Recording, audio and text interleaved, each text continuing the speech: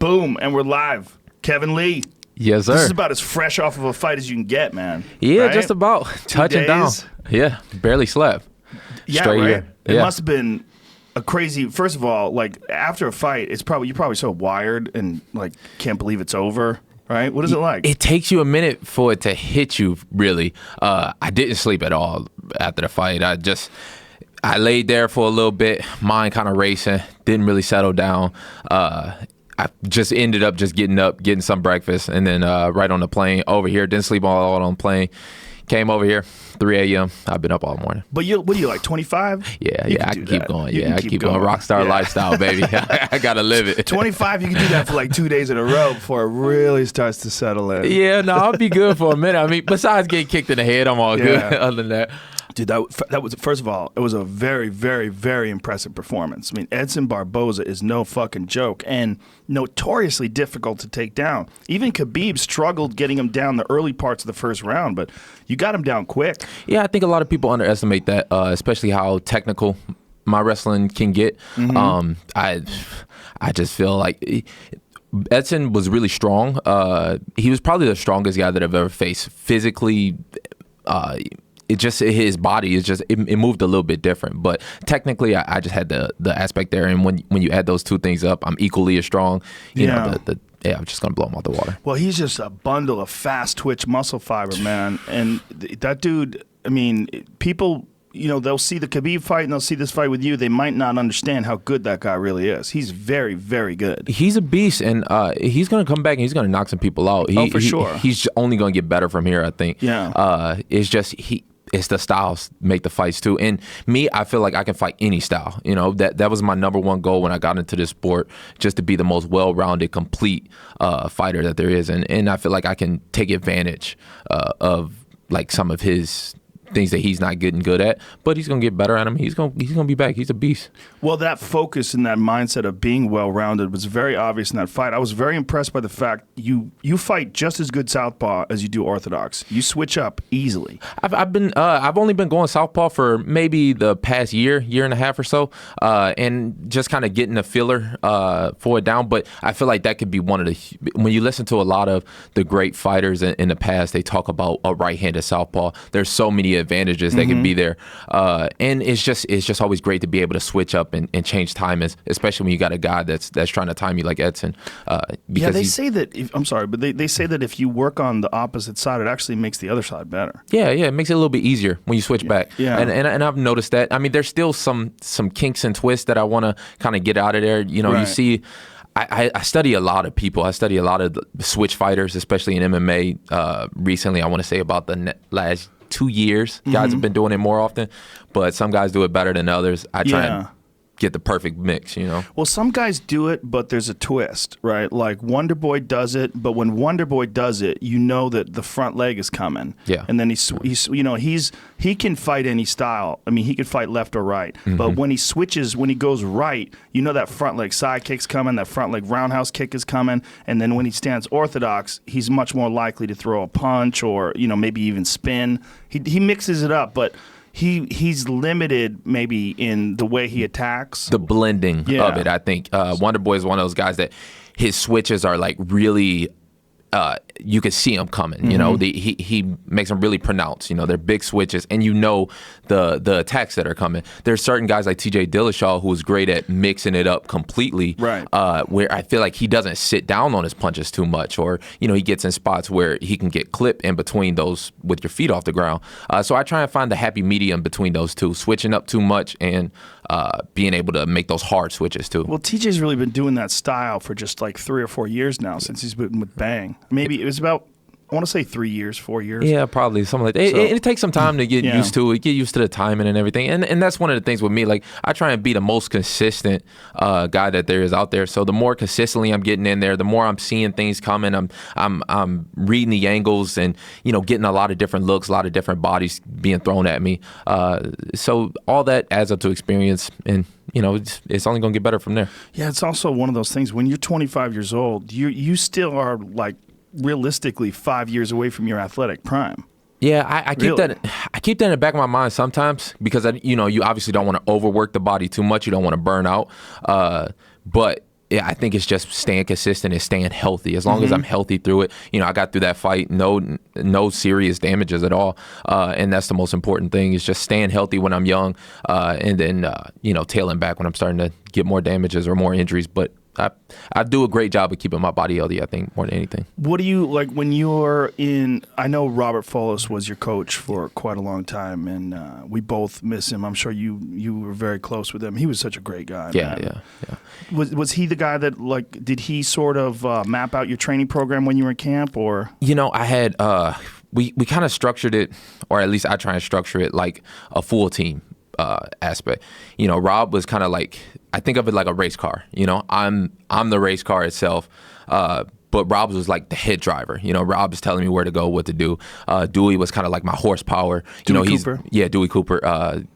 Phenomenal striking coach. If you ever, fantastic fighter. With him, he was a smaller heavyweight, but he would fight giant guys like Peter Arts. And to do that, you gotta, you look at him. He's only about 220.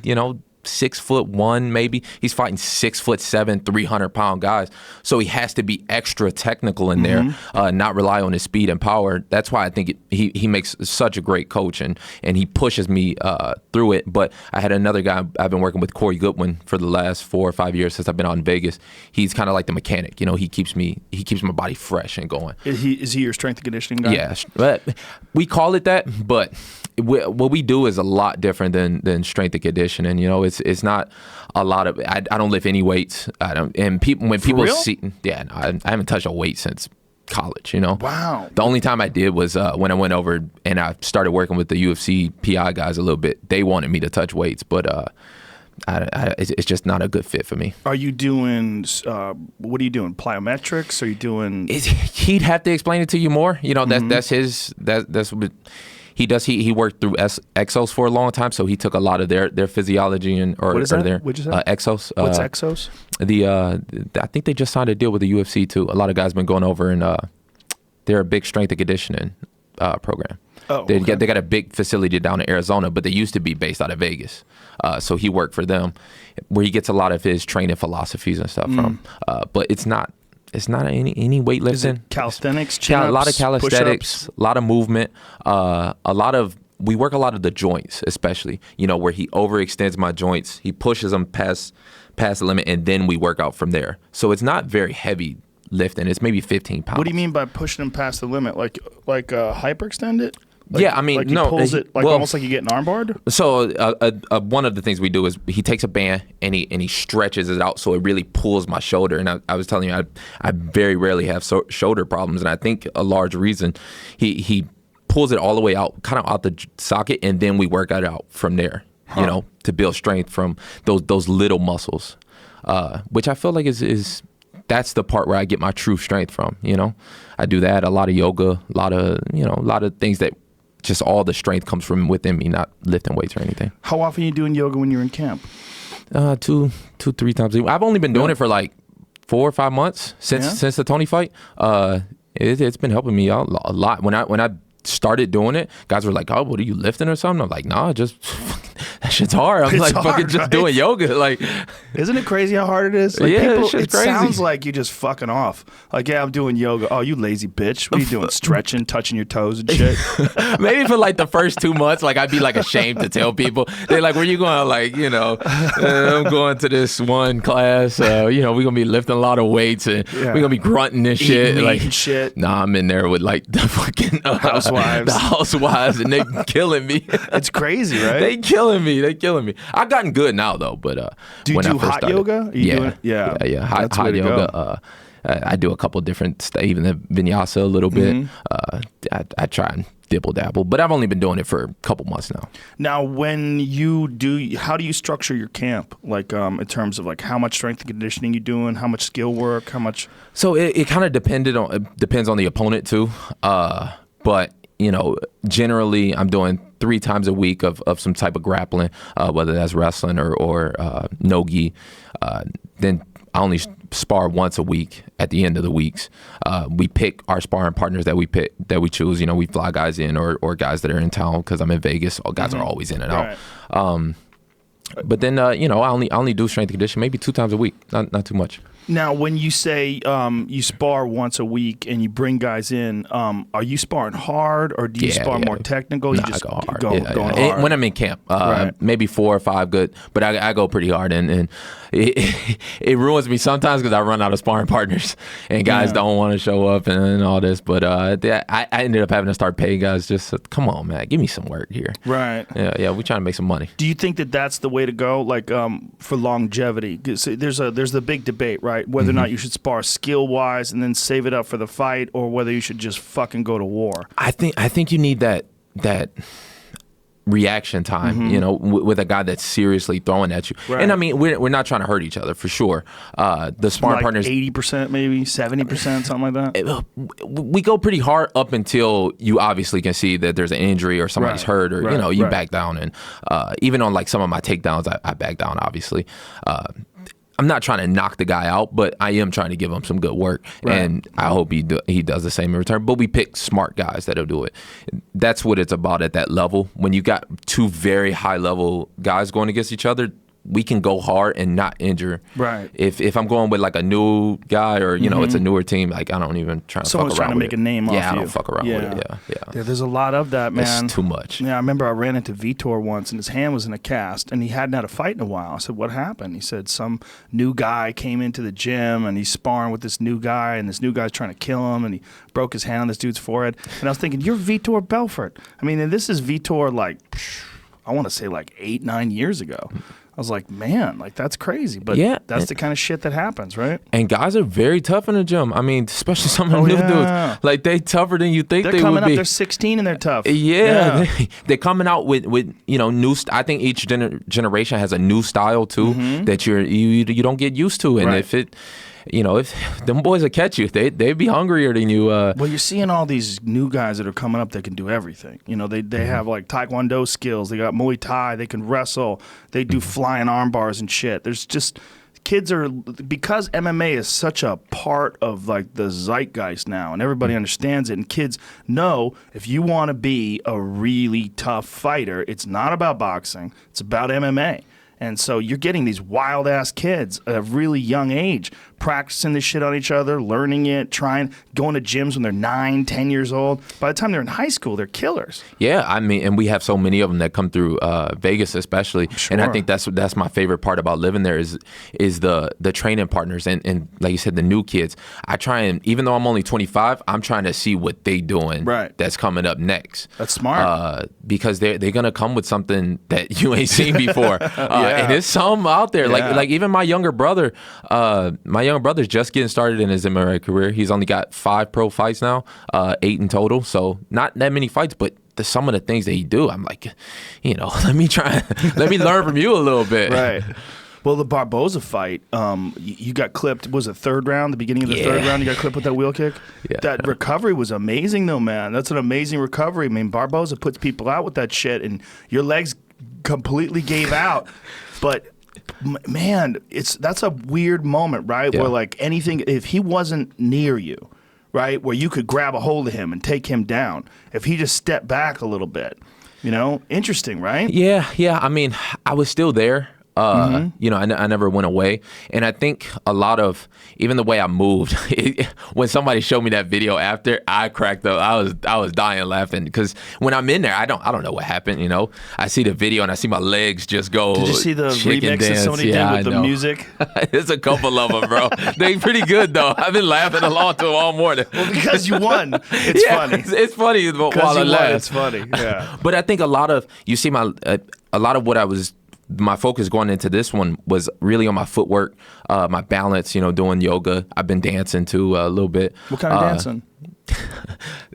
Some ballet and salsa. Yeah? I mean, I've heard a lot of guys. Look, Lomachenko his dad had him enrolled in dance for 4 fucking years. Yeah. Traditional Russian dancing, and he credits that for his footwork. Yeah, I mean, I've only been doing it for a short amount of time, but still, I can tell right off the bat. And I think a lot of what you saw there was that, you know, when I looked at before, the only other fight I've ever got dropped in or hurt seriously was the Leonardo Santos fight, and really it was me dropping back on my ankle, and I broke my ankle in that fight. So when I tried to stand back up, it looked like I wobbled and that's why John McCarthy stepped in. So a lot of what I focused on was the balance. So when my that equilibrium gave off, and I saw 4 guys in front of me. I'm just like, let me just keep my eyes on this motherfucker right here. It's crazy because you think of how hard Barboza is usually to take down. It was very fortunate that he was right there for you to grab him because he was trying to move in for the kill. Yeah. I mean, it's. If you were his coach, you would have been screaming, "Get the fuck away from him!" Right? Honestly, his coaches was not doing him no favors during that fight. I felt bad for the guy. To be honest, what do you mean? In what way? They could have did him better. Through the I probably could have put him away in the second round, but he was panicking, and I could see it in him. And his coaches caused him to panic a little bit more. They just kept screaming at him the time, you only got 2 minutes to survive. Right. And I was like, oh, let me not. Barboza's a nice guy. He really is, and I didn't want to hurt him too bad. So, just 2 very similar fights for him in a row. Yeah. 2 maulings, in a row. That's, when you're that guy who wants to stand up, and you got guys that are just constant pressure. I mean, people don't realize how much endurance that takes to move away too. You're moving backwards. It's a lot more difficult to do. Yeah, true. I mean, I feel like everything kind of pushed. It's about who controls the pace of the fight, and I feel like I did a good job of that. And I thought even after I got wobbled with the kick in the third, I still came back and you won the round. Yeah, I tried to make it a point to finish standing. Other than that moment, you won the round. And you hurt him bad in the second round too with a kick to the body. You could see him cover up and tense, but you could see it. It was a strong right kick to the body. One of the reporters, he asked me why was I standing at range with him? And it's just I feel like I can do it all, and that's my true sense. It's I can stand at range with. I mean, he's definitely the most explosive, dynamic, all those things that you want to say. The best kicker in the lightweight division, and I can stand at range with him and kick just as well with him. And I can wrestle with the best wrestlers. I can kick with the best kickboxers. I can punch with the best boxers. So why not test myself? I'm not one of these guys who shy away from shit. He's an interesting case because he's really primarily a kicker. He will throw punches, but that's not his strong suit. I mean, he's not a guy that just wants to just dig in and throw bombs. Yeah, but he got some bombs. I'm sure he's got some bombs, I'm sure. He hit me with that left, and he hit me with a monstrous left hook in the 5th round. I was like, man, he's still there. The kid, he never gave up. He was taking a beating. He hit me with a monstrous left hook. So I gave him one back and bust his orbital up pretty good. But, he was still there to the very end. He can box, too. He's got some power in his hands. Yeah, and the cut was a pretty nasty cut. Pretty nasty cut over his right eye when they stopped the fight. Were you shocked that they stopped it? Nah, I thought it was the right call. I think more coaches in MMA should definitely get in there a little bit sooner. I think that's what some of my problem with his corner was too. You see some of these fights and you can kind of tell when a guy just doesn't. It doesn't make sense to make him take more beats. Somebody like Barboza is explosive to the very, very end. You have to give that to him. That's the thing, you never know, right? I mean, if he connected with that left hook perfect and you went out, and then he's a hero. Yeah, then I guess you look like the asshole. But I don't know.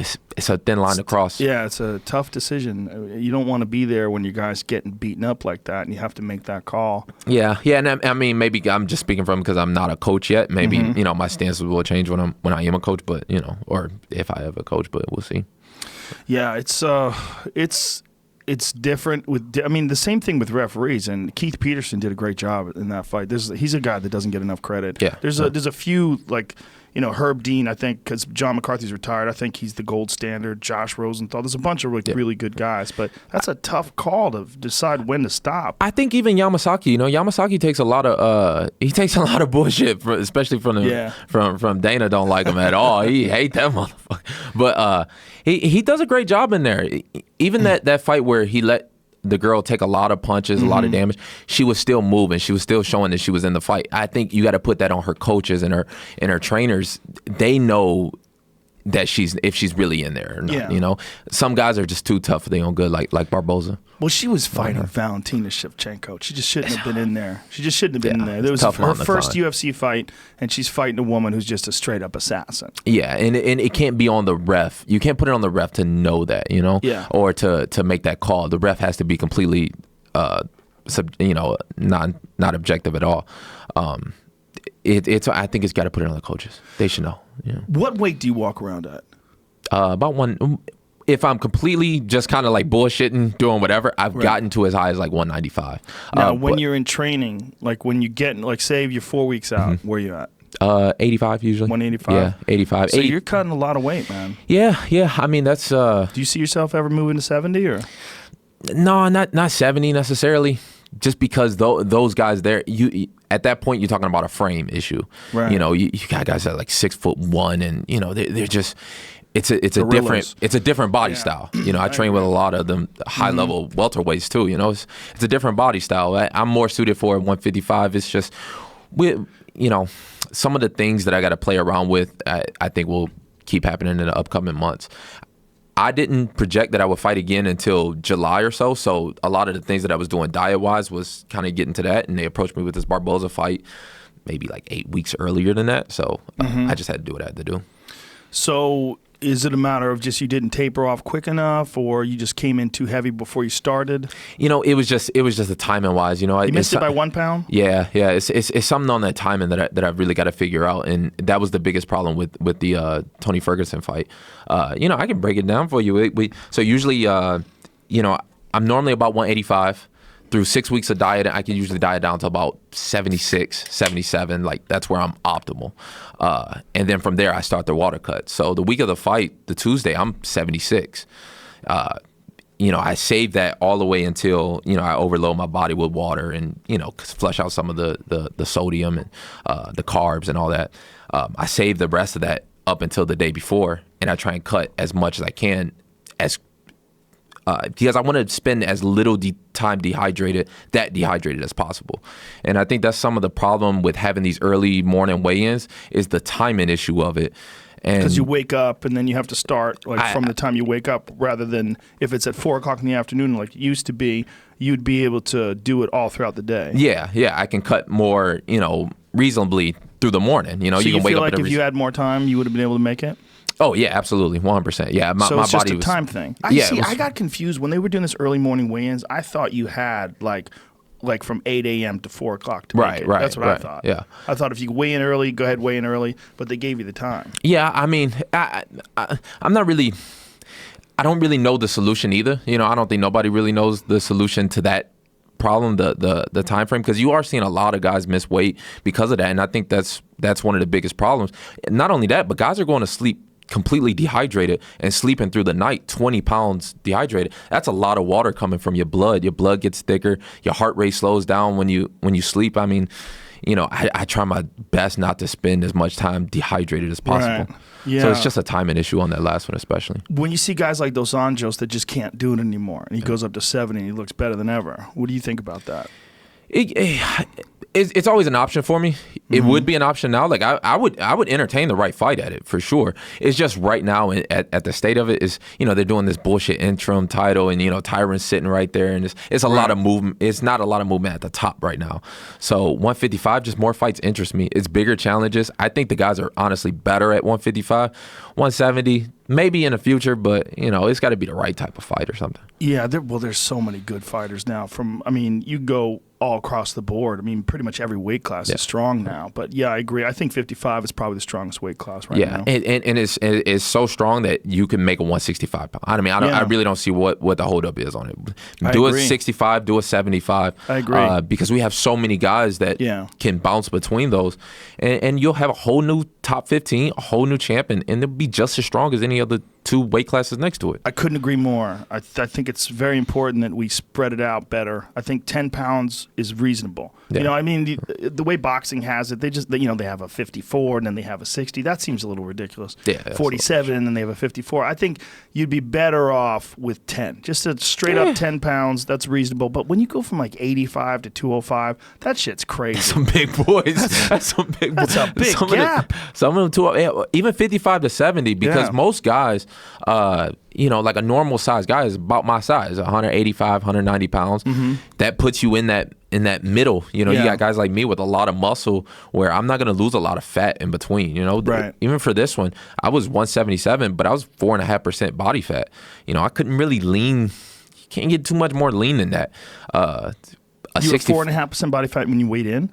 Yeah, before. Well, I was 4.5% maybe 2 weeks before the fight, actually. But are you getting calipers, or are you doing how they testing that? Over They at the dunking you in the water? No, over at the PI. They Really? have special that scales. body thing? Yeah, they've got like. So those scales aren't that good. Yeah. Here's the thing about those scales. Those scales, when you hold on to those things, I mean, some of them are okay, but the best way they say is submerging you. There's a submerge one, and there's another one that uses some sort of like electricity thing, like you lie in a bed, and I think that the Performance Institute has that too. They're explaining that shit to me. Yeah, the full scanner. Yeah. I've done that a few times, but it's much quicker, much easier just to get on the scale. And as long as sounds real low, 4.5% sounds it does, low. But as long as it's still the same measurement, you know what I'm saying, as my last fight. For the Tony fight, I was 5.5% on. So as long as it's in the same with the same calipers, or whatever the fuck they're using, you know that you're basically on point. Yeah, exactly. I can compare it at least.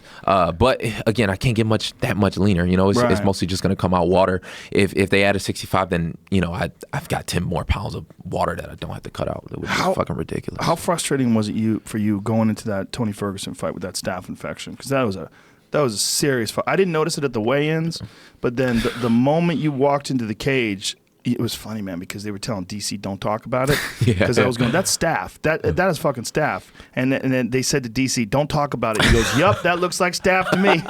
He just ignored him. He's like, fuck you. I'm telling him that's staph, man. I don't know why they didn't want anybody bringing it up, because it's an important point. It's an unfortunate thing that happens during training sometimes. Yeah, I kind of noticed it on that Sunday, you know, and then Tuesday we do the check-ins and everything, and I had the girl, I'm like, can you put some makeup on it, because I didn't want nobody to find out. And even Tony, him, if he would have saw it, he would have knew I compromised all that. Yeah. But it frustrated things. It made things a lot more complicated. It made the weight cut terrible. Just to go back to it, I mean, I'm cutting from 76 to 50. I had to be 55 for that fight, and I tried my best to skim it down in about 12 hours. So I woke up at 5 a.m. at about 162, and weigh-ins are between 9 and 11.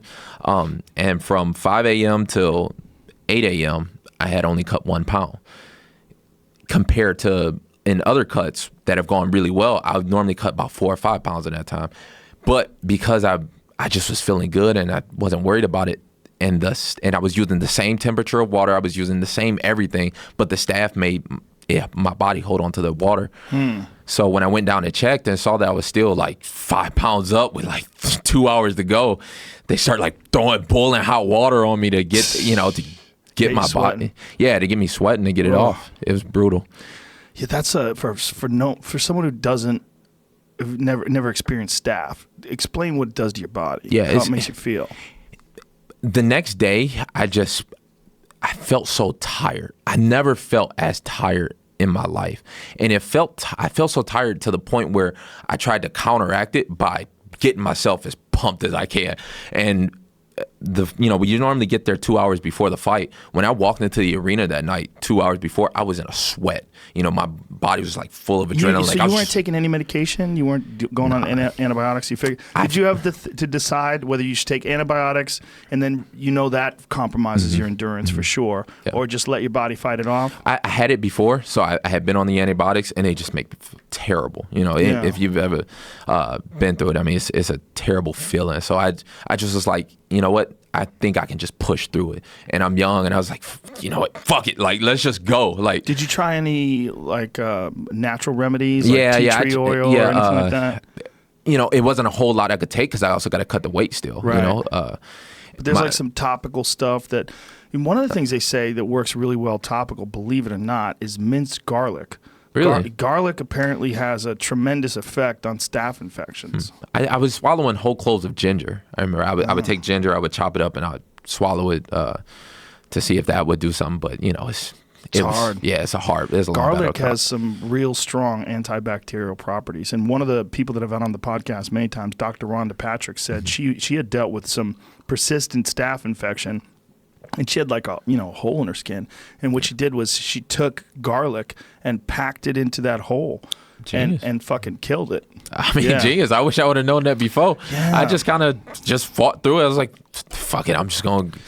Defense Soap makes some really good stuff for that too. They make these essential oils. It's tea tree oil and eucalyptus oil, and you put it on right where they have an injury. Shit, where were you in October? Come on, what's I going on? would have been there for you. Anybody else there that has that staph, anytime you have any sort of ringworm or staph or anything, there's some natural stuff, not like some bullshit homeopathic nonsense, but some actual real natural stuff that can help you.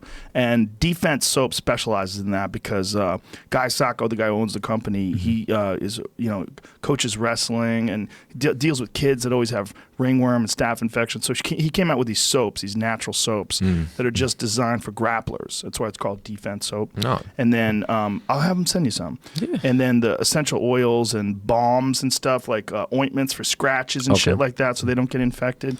That's, gyms, you're always getting infected. Yeah, and that was one of the biggest focuses of this camp. It's like, make sure I stay healthy, because if you don't have your health, you don't have nothing. Yeah. And that was what it was at that Tony fight. And it's just, it became so, and I didn't want to, it was such a big event, and it was my first real big event too, that I just wanted it all just to go right and go over. But it ended up being just a lot on my body.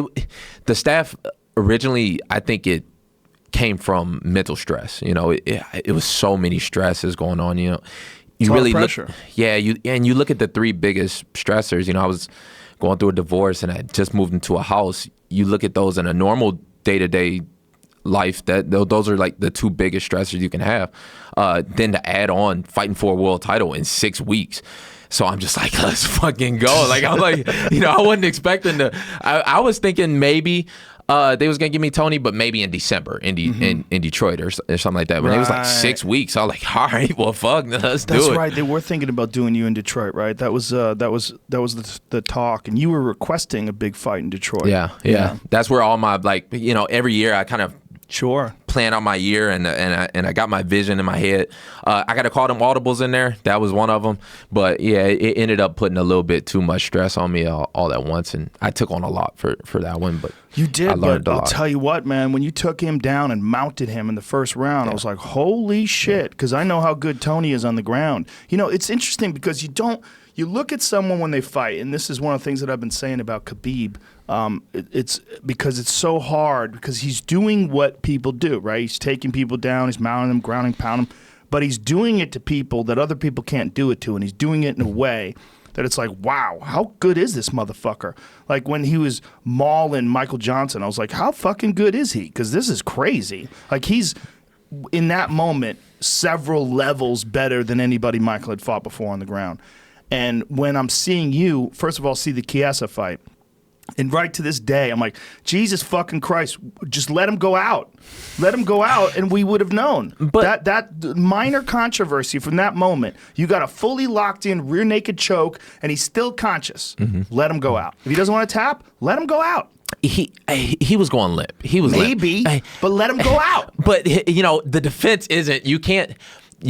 Some guys can. But the thing is, I know what you're saying, but I know Hickson can. Yeah, but the thing is, the ref, you can't put that on the ref. It's defend yourself intelligently. Is that Mario? Was that Mario? Yeah, it was Mario. But it's defend yourself. Now I know why you're Mario's buddy. But no, it's defend yourself intelligently at all times. You can't say I'm blocking punches with my face until the guy gets tired. You can't say I'm just going to try and sleep in this choke until the guy gets tired of me. He was trying to concentrate on his neck and just completely tense up his neck and try to push blood through. I've seen guys do that. I feel you, but only to a point, right? Only to a point, right? And then you go to sleep. Let him go to sleep. I mean, I'm with you. He could have let him go to sleep, but I think as soon as Mario saw that his hands went from fighting the hands to doing this, Mario stopped it. I mean, and I thought it was a good stoppage. I mean, it's not a bad stoppage. It's not a bad stoppage, but it was controversial. You can call it odd things. Controversy is always good. I said that right after, like, keep it up, keep it going. Like, I love it. Like, good for you. It got you to talk about it at least. So got everybody to talk about it. Yeah, I know, right? Because it's an undercard fight, but it became like bigger even than a lot of the other fights on the card because of that. Yeah. No, we headlined that event. That was was it? Yeah. Oh, why did I think it was a?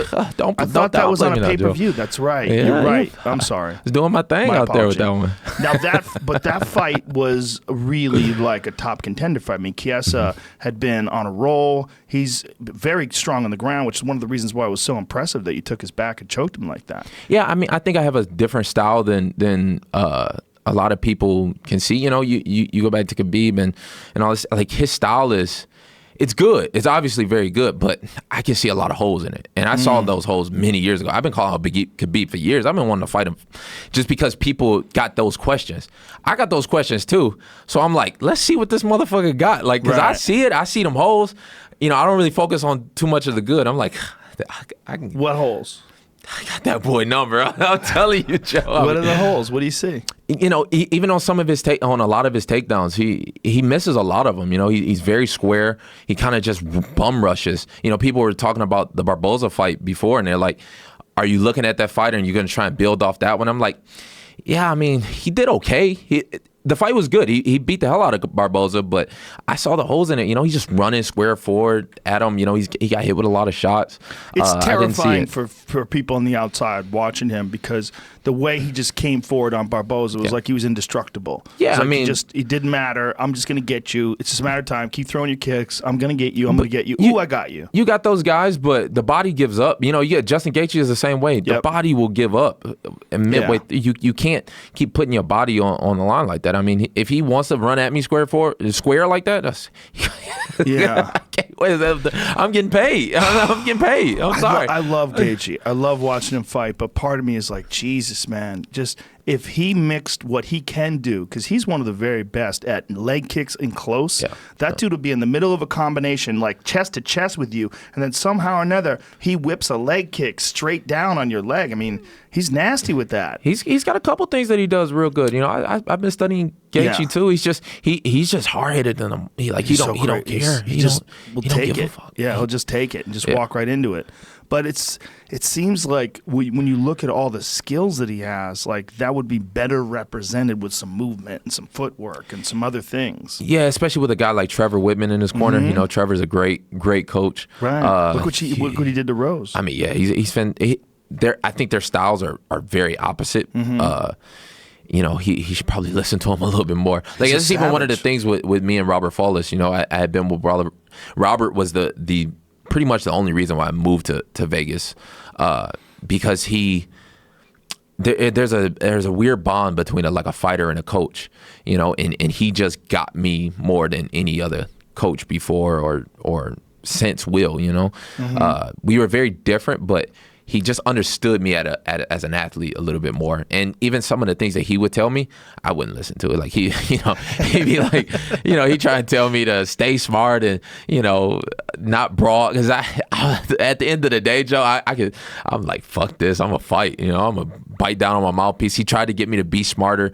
And just some of the things that he would say to me resonated with me more than anybody else. So I think, now that he's gone, I've put what he said. It's still in my head, and you know, I try and follow it even more now. You know, I wish somebody like Gaethje would listen to because you know Whitman is telling him what to do, the right things to do. He should probably listen to him. Well, I think Trevor just tries to complement your style, and Gaethje's style is just savage. He's just going to war. We're going to war every time. We're going to war. I guess. I get it.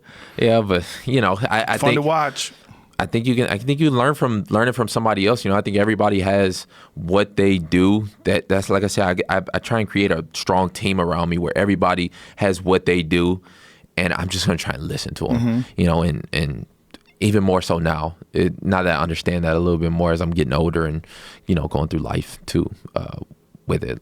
Like I said, with Rob, you know, one of the reporters there, he asked me, he was like, we seen you in there talking, and they thought I was talking to Barboza. But I was really just talking to myself. Like I was saying things that he would say, or that Robert would say. Yeah, that Robert would say, and I'm saying them to myself. And I guess my mouth was moving. I don't really know. I thought it was in my head the whole time, but I guess like some of the reporters could see it. But you know, I really tried to make that a focus. That's interesting. So do you do that in sparring too? Yeah. I don't know. I usually try and. Did you realize you were doing it until they brought it up? I didn't realize. Because when he asked me that, it kind of caught me off guard. Because I remember in the fight, I'm very cerebral. I remember everything about it. But I remember I was gonna say something to Barboza too. You know, I talking my shit. You know, I do it in fights from time to time, but I didn't because he was a nice guy. I didn't realize that I was talking to myself too in it even. But, so you were just kind of going through the things that you wanted to focus on in the fight while it was happening. Yeah, I'm like, Do you remember what you were saying? Even the kick that he landed. If you see like a microsecond before that, I was nodding my head because I took my mind off him for a split second. I saw the knockout there. I seen him dip to his left, and I'm like, oh, next time he dips, I'm about to get it. So I started to talk, and I was like, I got this, and I took my mind off of him, and he hit me with that fucking spin kick. But what it should have said was stay sharp. Yeah. You know, stay focused. Like, that's what I was saying in the 4th and the 5th round after that kick landed. I was like, stay sharp, stay focused. And I'm just saying that to myself because that's what Rob would tell me. He wouldn't tell me to, look for the knockout. What was the thought process when you're going to face a guy like Barboza that's such a dangerous kicker? Was it a lot of feints plus pressure? Like, what was the thought process about getting close to him? With a guy like Barboza, he throws everything so hard and so explosive. I knew I was going to have to eat some of that and just keep pushing forward and just not take my eyes off of him. Even when I got wobbled and I was rocked, I just tried to not take my eyes off of him. You know, with a guy like that, that's such a great athlete, which is what I considered Barboza as. You know, Rob had these 3 things. He put everybody in an athlete, a competitor, or a fighter category. And Barboza was like the epitome of an athlete. But with that, you can't show him that he's doing good. You know what I'm saying? Mm-hmm. So That's what you're saying, yeah. Every time he was throwing, I'm just like walking it off. Yeah, walking it off. That fucking switch kick is ridiculous. He's got the most ridiculous switch kick in the game. It hurts like it's so fast. Yeah. Mark Delagrate, who's seen some of the best fight in Thailand in real, in life, in like right there in person. Yeah. He said, I've never seen a guy with a faster switch kick. He goes, even the top, the most elite of the Thais. He goes, that's the fastest switch kick I've ever seen. Even when he was dead tired, I mean, I beat the hell out of him, and he was still throwing it. I was like, how is this even possible? Too, even in the 3rd and 4th round. Swap. And some of it, I'm kind of like looking while I'm in there. I'm like, what is he doing that can make him do that? I try and steal a little bit from every guy that I fight, especially. And I'm like, what is he doing that's allowing him to be that goddamn fast with it? But, I prepare right. I prepare with a lot of high-level kickboxers that, they got that style of kick, and they just kick it fucking block off if you let them. Yeah, you're going to get something from that, right? Like a little, DC always calls it the rub. You fight someone who's real good, you get that rub from him. From him, you just realize now, those kicks can come at you that fast. Yeah. I mean, and you get that in a lot of different ways. Like with Tony, Tony did a lot of things in there that I didn't expect, and I didn't really plan for. There's only so much planning that you can do until you get in there, and you need that experience to rely back on. And I feel like that's what I'm building up at a young age even. It's possible for you to get a rematch with Tony. I gotta get that one. With Tony now coming off of that very disappointing fall, when he was, which is crazy. I feel bad for the dude. I need to say something too. This is very important, and I actually have pictures too, and I'm going to send them to you right now, Jamie, so we can put it online, because everybody was repeating the thought that he had worn sunglasses, and that's why he fell down. That he was wearing sunglasses. He'd be wearing them little. He misspoke. He misspoke, and he said it to. I think he said my prescription sunglasses to Ariel Helwani. I think that's what they were saying. The square ones that he wears. The clear, I'll send it. I'm going to send it to Jamie right now. But it wasn't. But he was probably wearing sunglasses. No, he wasn't. I have the photos. You silly. I'll find it. God damn it. Tony loves those sunglasses. I know he does love the. Okay, I know where it is. He does love those sunglasses. Tony's a smart guy. I don't hold that against him. It was probably something that was already injured in his leg, and I feel bad for the guy. I really do. I don't think he'll ever be the same coming back off that one. That's a big.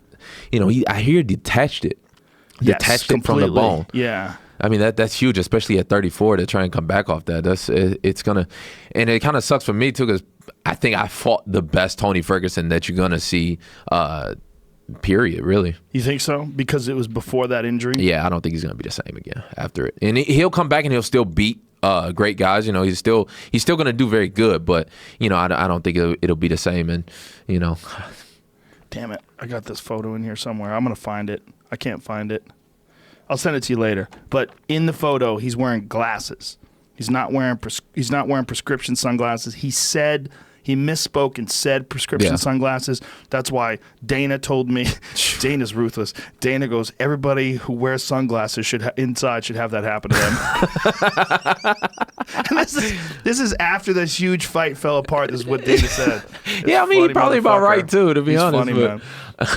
Yeah, but he wasn't wearing sunglasses. Yeah, I mean, I just want to clear it up for Tony. Like I said, I mean, I feel bad for him. I really do. I think the good news is you can come back from that injury. That's an injury you can come back from. At 34, especially with the way he trains. I mean, I think the body can come back. It's just I don't know if his mind will let him be as free as that was one of Tony's biggest assets to the style is he just does whatever the fuck he wants, and now when he gets back in there, is he going to be thinking about his knee? Even if that's in the back of your mind, it's still it's limited on that type of style that he likes to fight.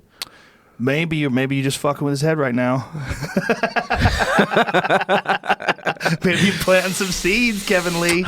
You never know. There's some money to be made, Joe. Yeah. I gotta get it, boy. I understand. I gotta get it. Well, he will be out for quite a while. Yeah, I would imagine he won't be able to even really train hard for 6 months. Yeah, at least. Yeah. He's at least a year out. So I'll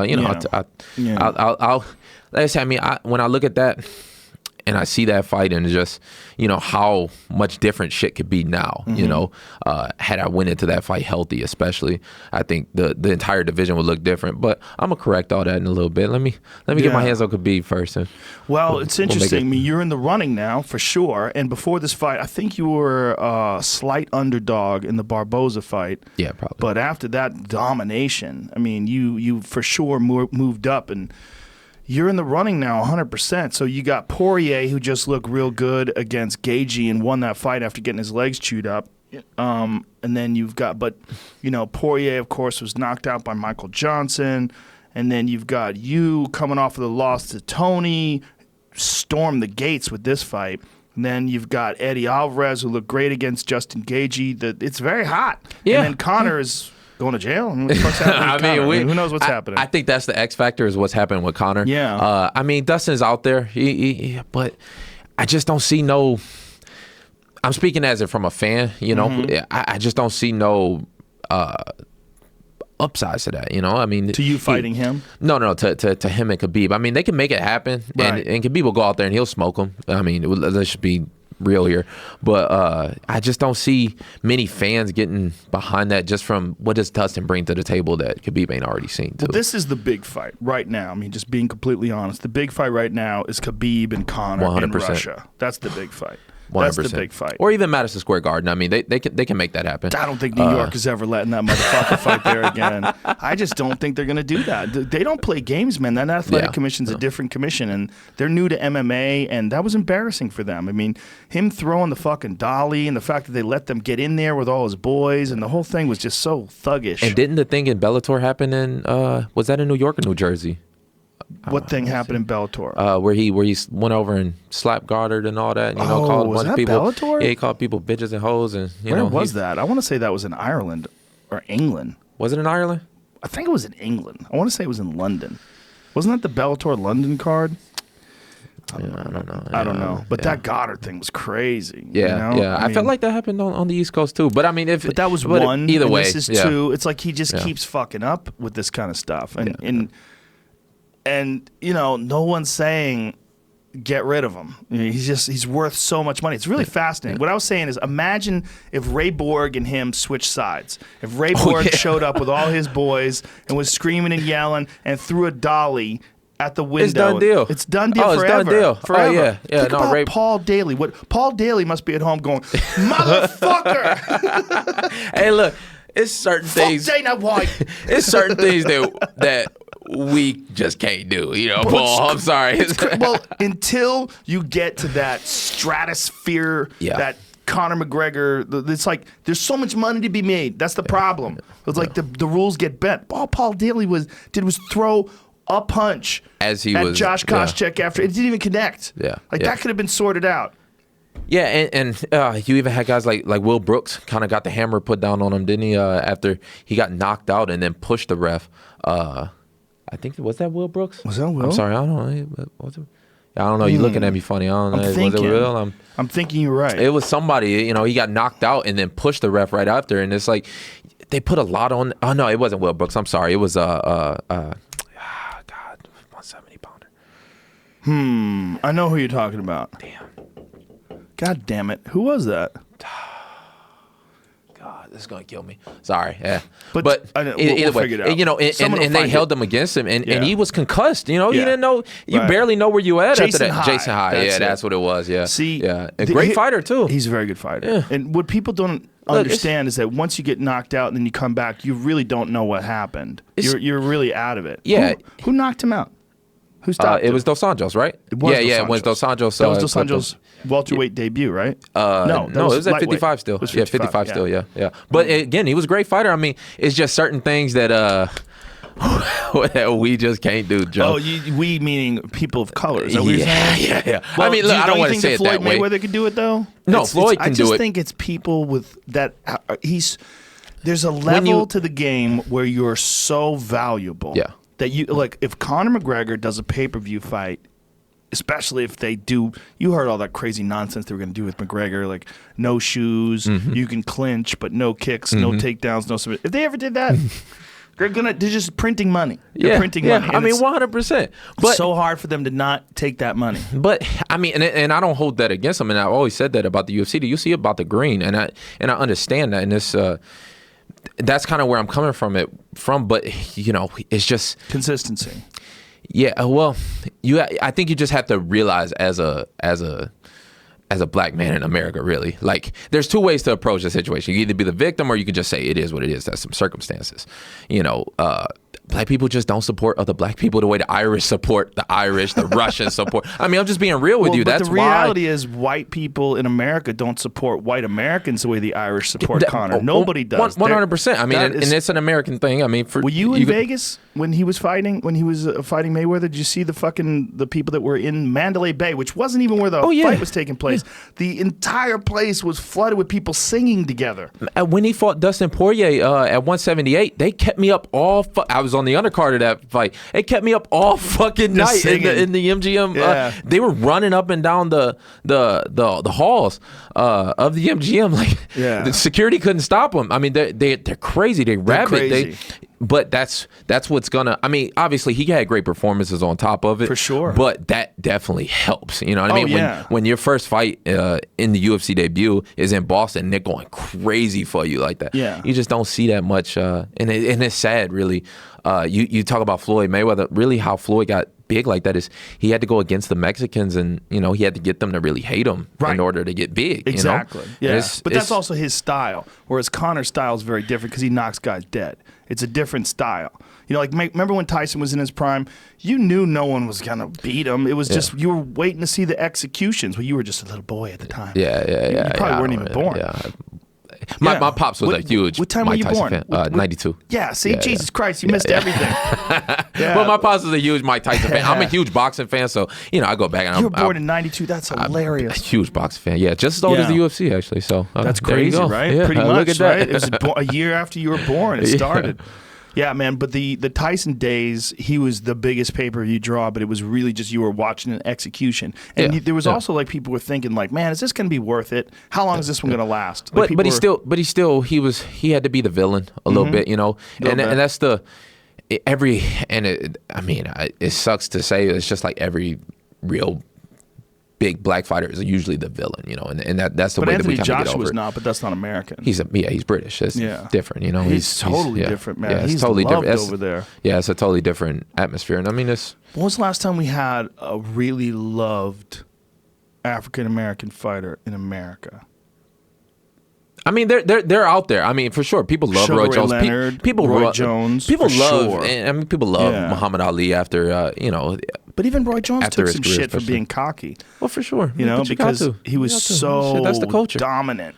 But that's the culture, though. You gotta be cocky. You gotta be all those things. Like even the way I talk a lot of shit, but that's just because that's the culture. Like that's what I do. I mean, it's also an effective mind game strategy. Like a guy who's talking shit to you, it makes you more anxious, more nervous, more emotions, more everything. With certain guys, you know, there's certain guys that you can play that to. Like I said, everybody's got like those 3 categories, you know, with athletes, especially athletes and competitors, you know, they kind of, you know, get more shooken up by stuff like that. A fighter don't give a fuck. You know, you talk shit to Nate Diaz, he don't give a fuck. Like, the perfect example. He love it. Like, he likes it. He likes it more. Me, I like it a little bit more. Conor, you can tell he likes it a little bit more. It gets my mind off the actual fight itself because that's what we grew up like talking shit, you know. So it's some guys though, it rattles them. You know, the best I've ever seen, the best response to someone shit talking, Rose Namajunas. Yeah. She just went dark. Masterful. She went like a monk. I'm a huge Rose fan. She's so badass. Yeah,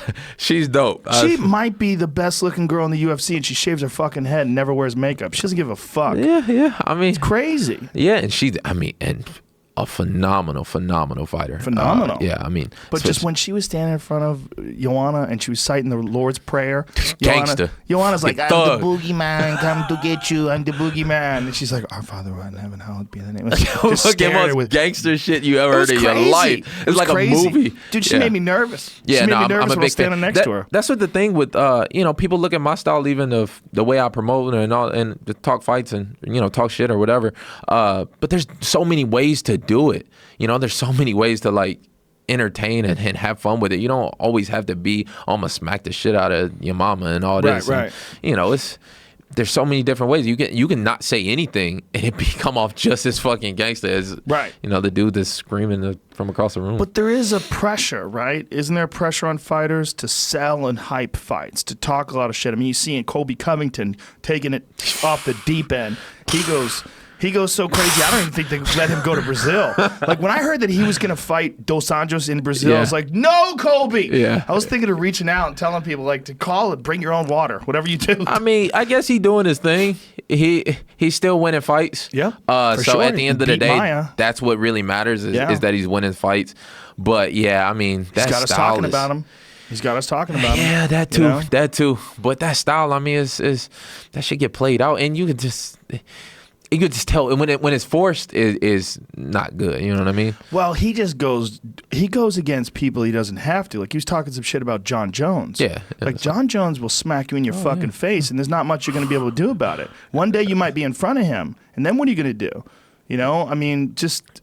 You're not even fighting John Jones. Why are you talking shit about John? Yeah, it doesn't make any sense. I don't know. A couple people, even females, like he started. I mean, I guess he's just trying to get the noise running, whatever. Yeah. I just think it's so many different ways to do it. That's like the most primitive way of, you know, kind of trying to sell yourself and sell a fight. It's like there's so many ways. Like even me, like I came up with a lot of the shit that I started doing. I just like kind of came up with, you know, like in the moment. Yeah, just. Well, before the first big one was the Mike Chiesa thing, you know, where I kind of hit him at the press conference. But going into that, my mindset wasn't like, oh, let me, you know, talk as much shit as I can about him, you know, or let me, you know, jump up and down and all this.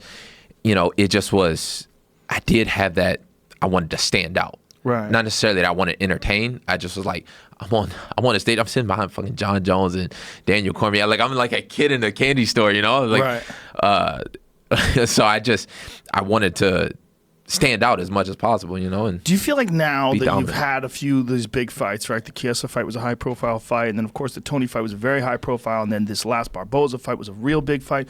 Do you feel like now you've like settled more into the fact that not only do you belong here, you deserve to be here, but you're more comfortable being here?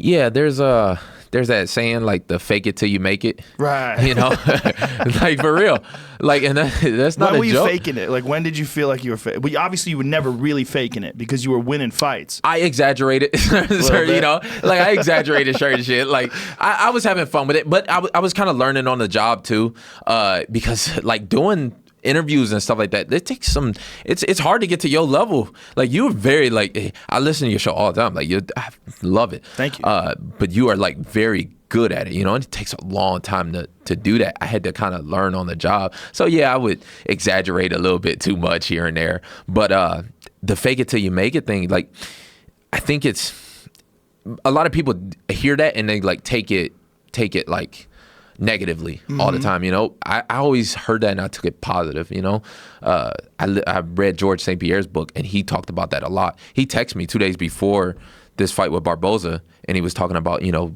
giving me some tips and pointers and all that. But the last thing he said to me was, you know, you're gonna have that fear when you go before you go in there, but once you get in there, your body's just gonna turn on autopilot. Just fake it till you make it. Fake the confidence until you make it. And I think that's how he approaches it. That's interesting. That's interesting. What it was is, like I said, going into that press conference especially, I wanted to stand out. And through the rest of my life in Detroit especially, I was always taught, like, don't stand out as much as you can. Like I was like, stay low and keep moving. Chill, like keep your head down. Like that, you know, them folks' business is them folks' business. You know, I always stayed on what I'm doing. You know, I always kind of had a vision, always had to go. So my opposite was to stand out. So I had to kind of fake it till and if not necessarily fake it till I make it, fake it till I became it. You know what I'm saying? And I think it was right after the Tony fight where I was like, maybe the 2 months it took me to get over it. At that moment, I was like, man, I really like do have that confidence to you know, I do have, like, I don't have to fake it. You know what I'm saying? The Tony fight. I mean, your podcast too. I mean, your podcast has been huge to me. I mean, and it's hard for me to really explain it. You know, when me just growing up, like I didn't have a lot of confidence. You know, like people see me in interviews and they just think that's how I was. But I would lose a lot of my wrestling matches as a kid just because I thought that, and this might like alienate some people, and it might sound like off, but it's just the way I grew up. Is them white boys above 8 Mile, you know, they got the money, they're working harder than you, they're better than you. So that was kind of like my mentality, kind of even when I start wrestling. And like these kids start wrestling when they're 5. I started when I was 16, and they just would beat me. And then like I wouldn't even really compete with them. You know, It took me to go to college, because that was my first real exposure to white people. As crazy as that sound. Like I obviously knew white people when I was a kid, you know, the teachers and stuff, you know, but nobody around my same age, you know what I'm saying? So when I got around, and there's one school in particular, is Detroit Catholic Central. They were #1 school in Michigan at the time. But they were, so in Detroit, every mile is numbered. I was born and raised pretty much on 7 Mile. 8 Mile is like the divider between the suburbs and the city. These kids were like on 26 Mile. So they were like way out there, like with, you know, rich is all hell. So I don't know, for some reason, I just didn't have the confidence. But when I got around them and I started living and kind of training together every day, and I realized I'm like, we all the same, you know, like he works just as hard as, like I can see him every day, you know, I see him going to class and I see him going to his house, and that moment gave me the confidence to be like, okay, I can compete with with other people, you know, I can't compete with anybody really. Your podcast was like the next step to that. You know, that was me at like the collegiate level. The first podcast I heard from you was the Lance Armstrong one. And I was like, this is like world level, you know? And when I hear him talk, and I hear him talk so candidly, and I'm like, oh, he's just a normal dude. You know what I mean? He's just, I guess in my head, I didn't have that before, you know? And it's like, we're all the same. And that really has allowed me to go over to Ireland and compete, to go down to Brazil and compete, to fight the best kickboxer in the world and not have that, and still have that same confidence. You know what I'm saying? Right. I see what you're saying. Like, you just hearing people talk and realizing that we're all just human. Yeah. Yeah. And we're all the same. You see some superstar in whatever their field is, whether it's a musician or whatever, you just assume that person has got to be like a different thing than you. Like this, you know, if you see Mick Jagger or something like that, that's got to be a different thing than me. He's not the same thing as me. Yeah, and the thing with, and I started that hashtag like 25 to life and all that, mostly because the way I grew up, I didn't get to see many successful people. You know what I'm saying? I didn't have, nobody ever told me, oh, you can't do this. You know what I'm saying? But nobody ever told me I could either. And nobody showed you other people that were doing it right around you where you could learn from them. I had no examples. You know, the only examples, literally the only examples I had was the dope man, you know, the jack boys, you know, the pimps, and you know, you didn't really have much else to really look forward to. So I thought when I was 25, like where I am now, I thought for sure I was just going to be in jail. Like, yeah, that's one of the most important points when people talk about people being able to pull themselves up by their bootstraps and they should just get a job and they should just do this. Like, you say that because you grew up around that. Yeah. But if you didn't grow up around anybody doing that, like you're feeling the way you felt when you were around wrestlers that had been competing their whole lives, you didn't feel like you belonged there. Mm-hmm. You didn't have any of that success around you. That is one of the most important things in life, is surrounding yourself with positive people. Yeah. And it's so difficult to do if you're in a bad place. If you grew up in a bad neighborhood and you're surrounded by bad people, very few people have the vision to see past that. And they have no examples. Yeah. I mean, you see someone on television, again, you're going to think, that's not me. Yeah. Like still to this day, when I meet a rock star, I still get weirded out. Doesn't matter how famous you get weirded out around other famous people. They just don't seem like you. Yeah, you know? And especially when you kind of grow up in that environment, and you know, you don't really, you know, you see a doctor on TV and you just don't connect with it. You know, and at least for me, like that's what I wanted to be. I wanted to be a doctor first, but I didn't live in neighborhoods with doctors. You know, I didn't meet a doctor. When I did, he was like some old dude, and it's like he didn't really give a fuck. Like he's like, you know, you on Medicaid, motherfucker. Like you know, take your $35 and get the fuck on. But you know, I think that is a big point of it, is just to have somebody to tell you that you can, you know what I'm saying? Right. So at least I try and then to see people around you that are working hard, that and are doing it, succeeding, and emulate them and learn from them. Yeah.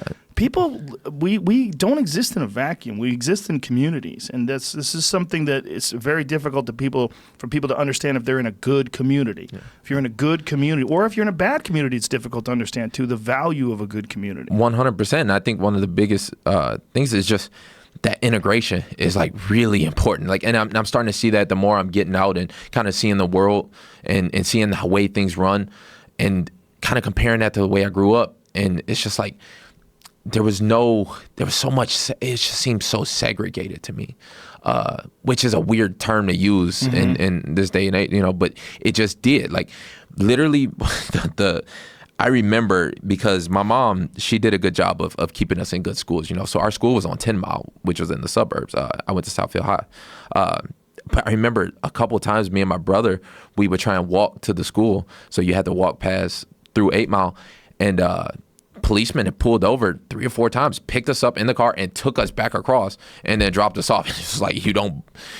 And it's like, we go to school there, you know what I mean? Like, they didn't believe you? Nah, they didn't fuck with us. Like, we weren't also like the best looking kids probably or something. So, you know. You look like you're up to no good. Yeah, we did. Yeah. But you know. You have to.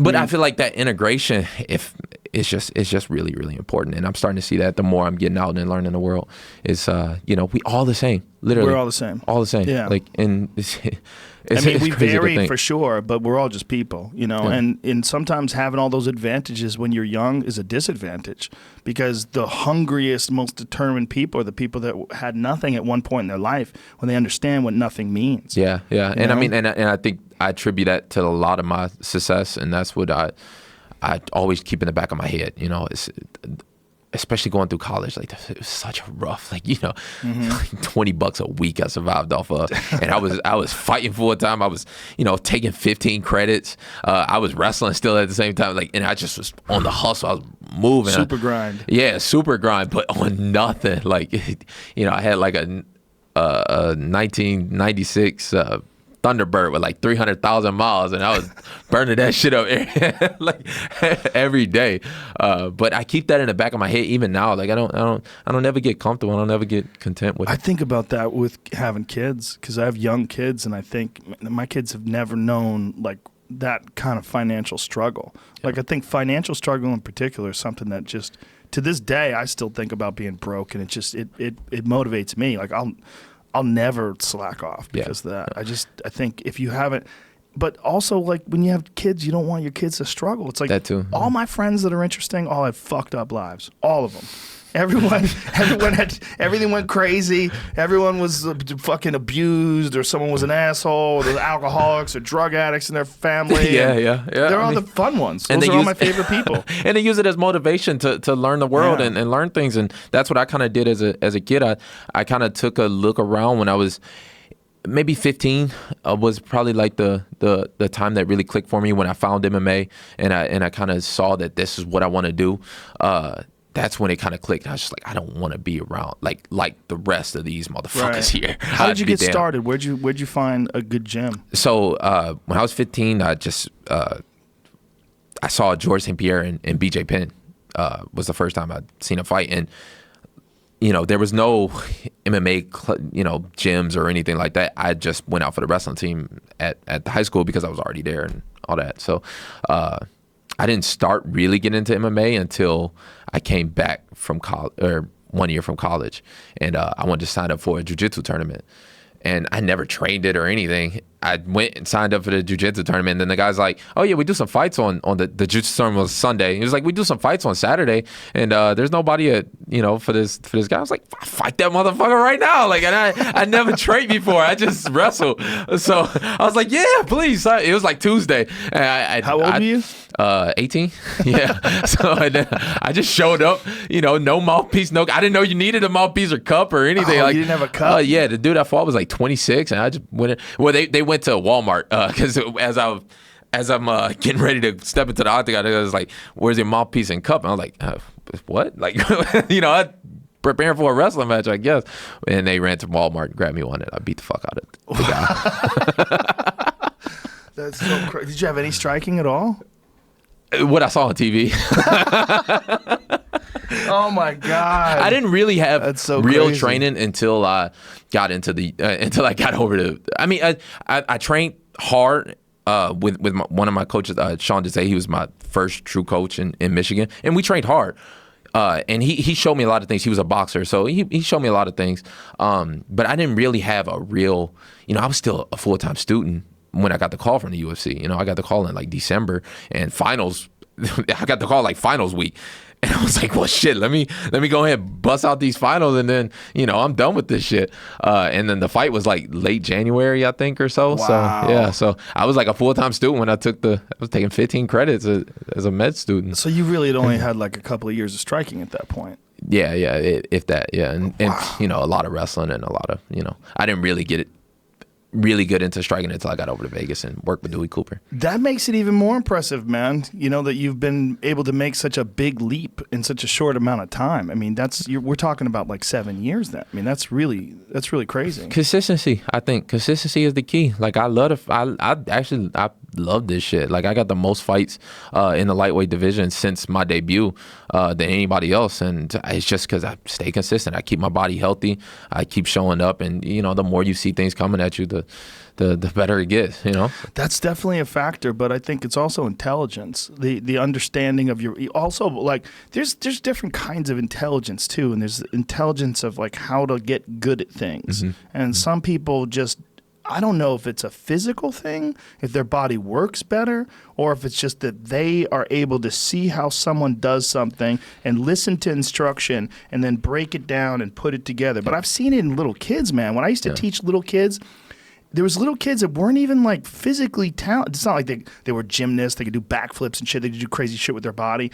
There's some kids where you would show them like, see this foot's got a pivot, and then it's all about your hips. Yeah. And they would see you and they would go, oh, okay. And then you would see them breaking it down. And then other kids would be like, they just couldn't see what you were doing. Yeah. They would throw their feet up in the air. Their foot would never pivot. They're putting all this pressure on the knee. Like, whoa, don't do that. Yeah. Don't do that. You got to turn your hips. Your foot's got to go with it. And then some people just could mirror you. I see it in jiu-jitsu too. Yeah, for sure, big time. In jiu-jitsu and grappling especially, grappling and just wrestling. And they just see it. I think it's come, like you say, it's an intelligence. Yes. There's people think it's just a brute thing that you're doing, but it's very, at least for me, like I approach it kind of like a science. It's almost as A, B, C, D, E. I go from here. If not, then I branch off. I have different systems for every kind of situation that will arise. But I kind of approach it like a scientist. Like I went to school for biomed. Like that kind of stuff interests me. You know what I mean? Like there's art to it. There's a huge portion of it that's art. Expression. Yeah, right? the expression part is art, and I think it's one of the purest art forms, fighting this that there is. You know, and if someone looks great doing it, that is like a form of art. Oh, 100%. You know, 100%. I think I get so irritated whenever somebody says it's not. They're crazy. I get so irritated. Did you see Bellator when Gaston Bolanos landed that insane spinning elbows, like one of the greatest spinning elbows of all time? Probably. Yeah, I've watched that shit about 80 times. I just play it back like I'm watching a flower bloom or watching a fucking eagle soar. It's just, he lands this. The dude's coming at him. He steps and bang. Just at the perfect and the dude time. just face plants. I'm like, that shit is just art. That's art. But even when you see like a really high level fighter move around, every one of our bodies moves different. You know, Sure. You know, you go back to, you know, being able to see somebody and emulate it, but you still will put your own style on it. You still put your nobody moves the same, you know, and I think that's what makes it a pure art form. And I think MMA is more so even than boxing, because in boxing you only got two hands. Right. It's a science, you know, it's the sweet science. There's only so many combinations that you can even put together that. But when you talk about something that's, you know, without limits, then there's so much art that goes into it. It's like dance. It's like yoga. It's like all these things that are really the truest form of art, I think. Yeah, I couldn't agree more, you know, and that's why I was mad at Meryl Streep. Not really. It's an old lady. What the fuck is she, you know, she doesn't know anything about mixed martial arts, which are not the arts. They are the arts. 100%. They 100%. are. And I think the most purest form of it, too. What else do you call arts if not that? If not something, they don't understand what it is. And one of the things that they don't understand is that it's so difficult to do, and that when you see the finished product, when the person steps into the cage and competes that night, you're not just seeing these brutish moves. You're seeing their soul. You're seeing how much focus, where they are as a human in their life at this point. Where's the vitality of their body? What kind of martial arts education have they gotten? How technically aware are they? How much did they think about the training? If they're a wrestler, did they only concentrate on the wrestling? Did they stay away from striking because they don't like getting hit? If they're a striker, did they only concentrate on staying up, or did they learn how to fight on the ground? Did they absorb it all? Did they develop a full repertoire of expression with their body, throwing bones and choking each other? I mean, and at the same time going through life, through the whole situation, you know, you gotta, that's the hardest part. Like at the end of the day, I'm still a 25-year-old dude. Like I'm still like learning shit and trying to keep it together. Yeah, like everybody. like everybody else. So and you know, it'll be like that when you're 80, man. Probably. It fucking is, man. We look at these 80-year-old people who say, well, that guy should have his shit together. That fucking guy's better today than he was yesterday if he's paying attention. I think that even to go back, like, I think that's what it is, too. At the core of it, I always think that everybody else has their shit together. I just assume everybody that's from else. Your childhood. 100%, I think. 100%. Yeah. I had the same problem. I think everybody has their shit together, and everybody can see that I don't. Right. And, like, they can see my flaws. And it keeps me sharp, though. Yeah. Like, and it translates to fighting, too. It's like, if my hand goes here for a split second, I feel like the guy can see it. You know what I mean? Or when I throw something, I feel like he's going to be there to block it. Or, you know, that's the best way to think. It makes me stay sharp. But it goes from sometimes outside of life, too, you know? Well, it's good that you think like this, because clearly you're a very confident guy and you're obviously successful in your mixed martial arts career. But to have just a little bit of that insecurity is fuel. It's just like it keeps you sharp. It keeps you aware. You know, like, to be confident is good. To be delusional is terrible. Yeah, 100%. Terrible. Yeah. We know, everybody knows that one guy that thinks he can beat a guy that he's not ever going to fucking be able to beat. Yeah. You know, I mean, there's a lot of people like, give me that fight. I'll take that fight. Like, 100%. It's like, well, hold on, bro. It's like, hold on. It's like, wait, hold on. That's why you don't see, you know, you never see me say some outlandish shit like, oh, I can't never be beat, or, you know, or I can go out there and, you know, armbar Cain Velasquez, you know, or something like that. I mean, not meaning to pick on Ronda, but I know what you're saying. Yeah, but you know, but I think, you know, the Ronda thing there was a lot going on there, man. Yeah, coaching wise, there's a lot going on there. She just came along a time when there was no one like her.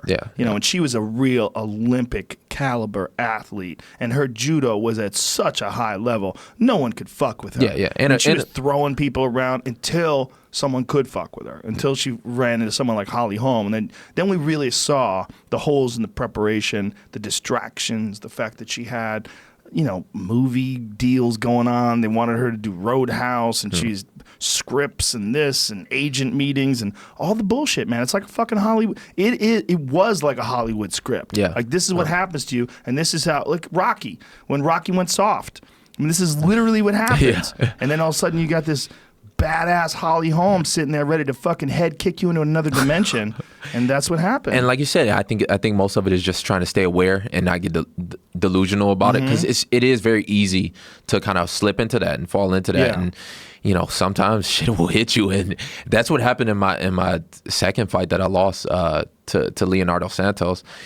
In each fight, I can always see myself losing, and people ask me that, and they're like, you talk about all this visualization that you do. Like, sometimes I visualize myself getting hurt too in fights. Do you do that to see how you recover? Like, what do you do? So it's not a new experience.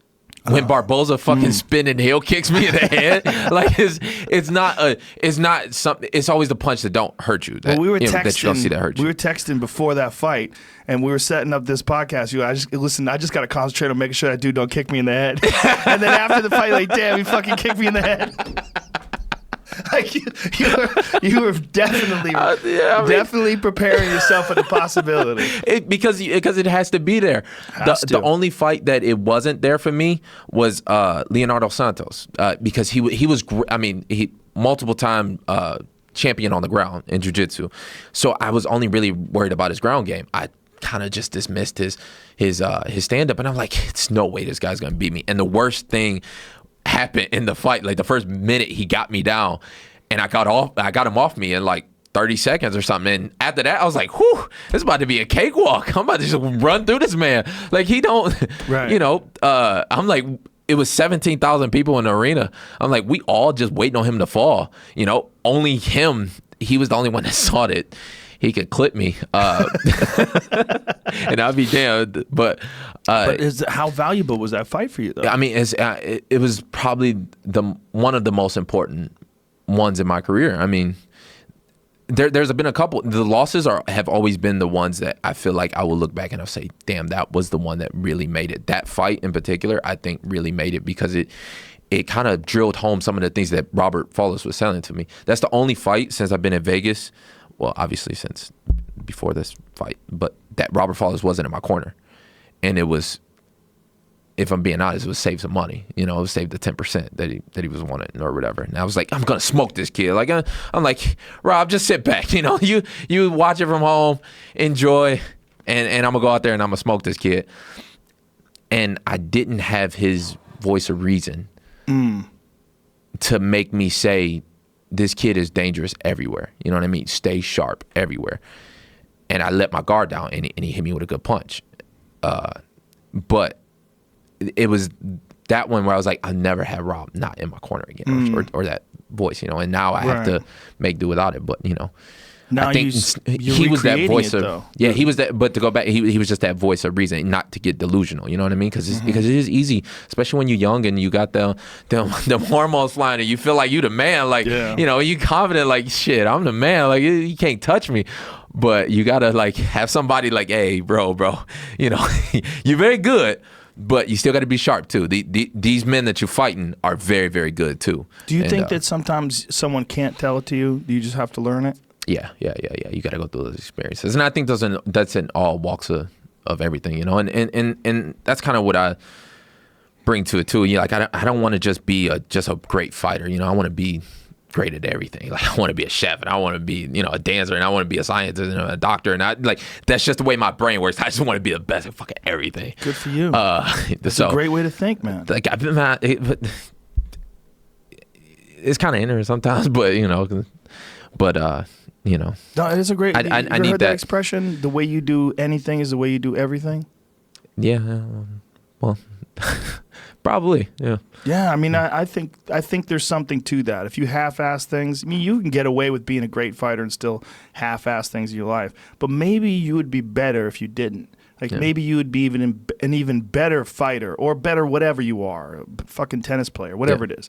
If you didn't half-ass other things in your life, maybe you would really reach your full potential. 100%, and I think that even in the fighting realm, you know, that's what a lot of this last fight was for me, is getting back to making the fight first, focusing on the fight before anything else, and relieving some of the mental stress off me before I step into when I stepped in for that Tony fight, I was already tired. My brain was just overloaded, and I was already broken down, and, you know, I made the fight second, or I made the fight last, you know.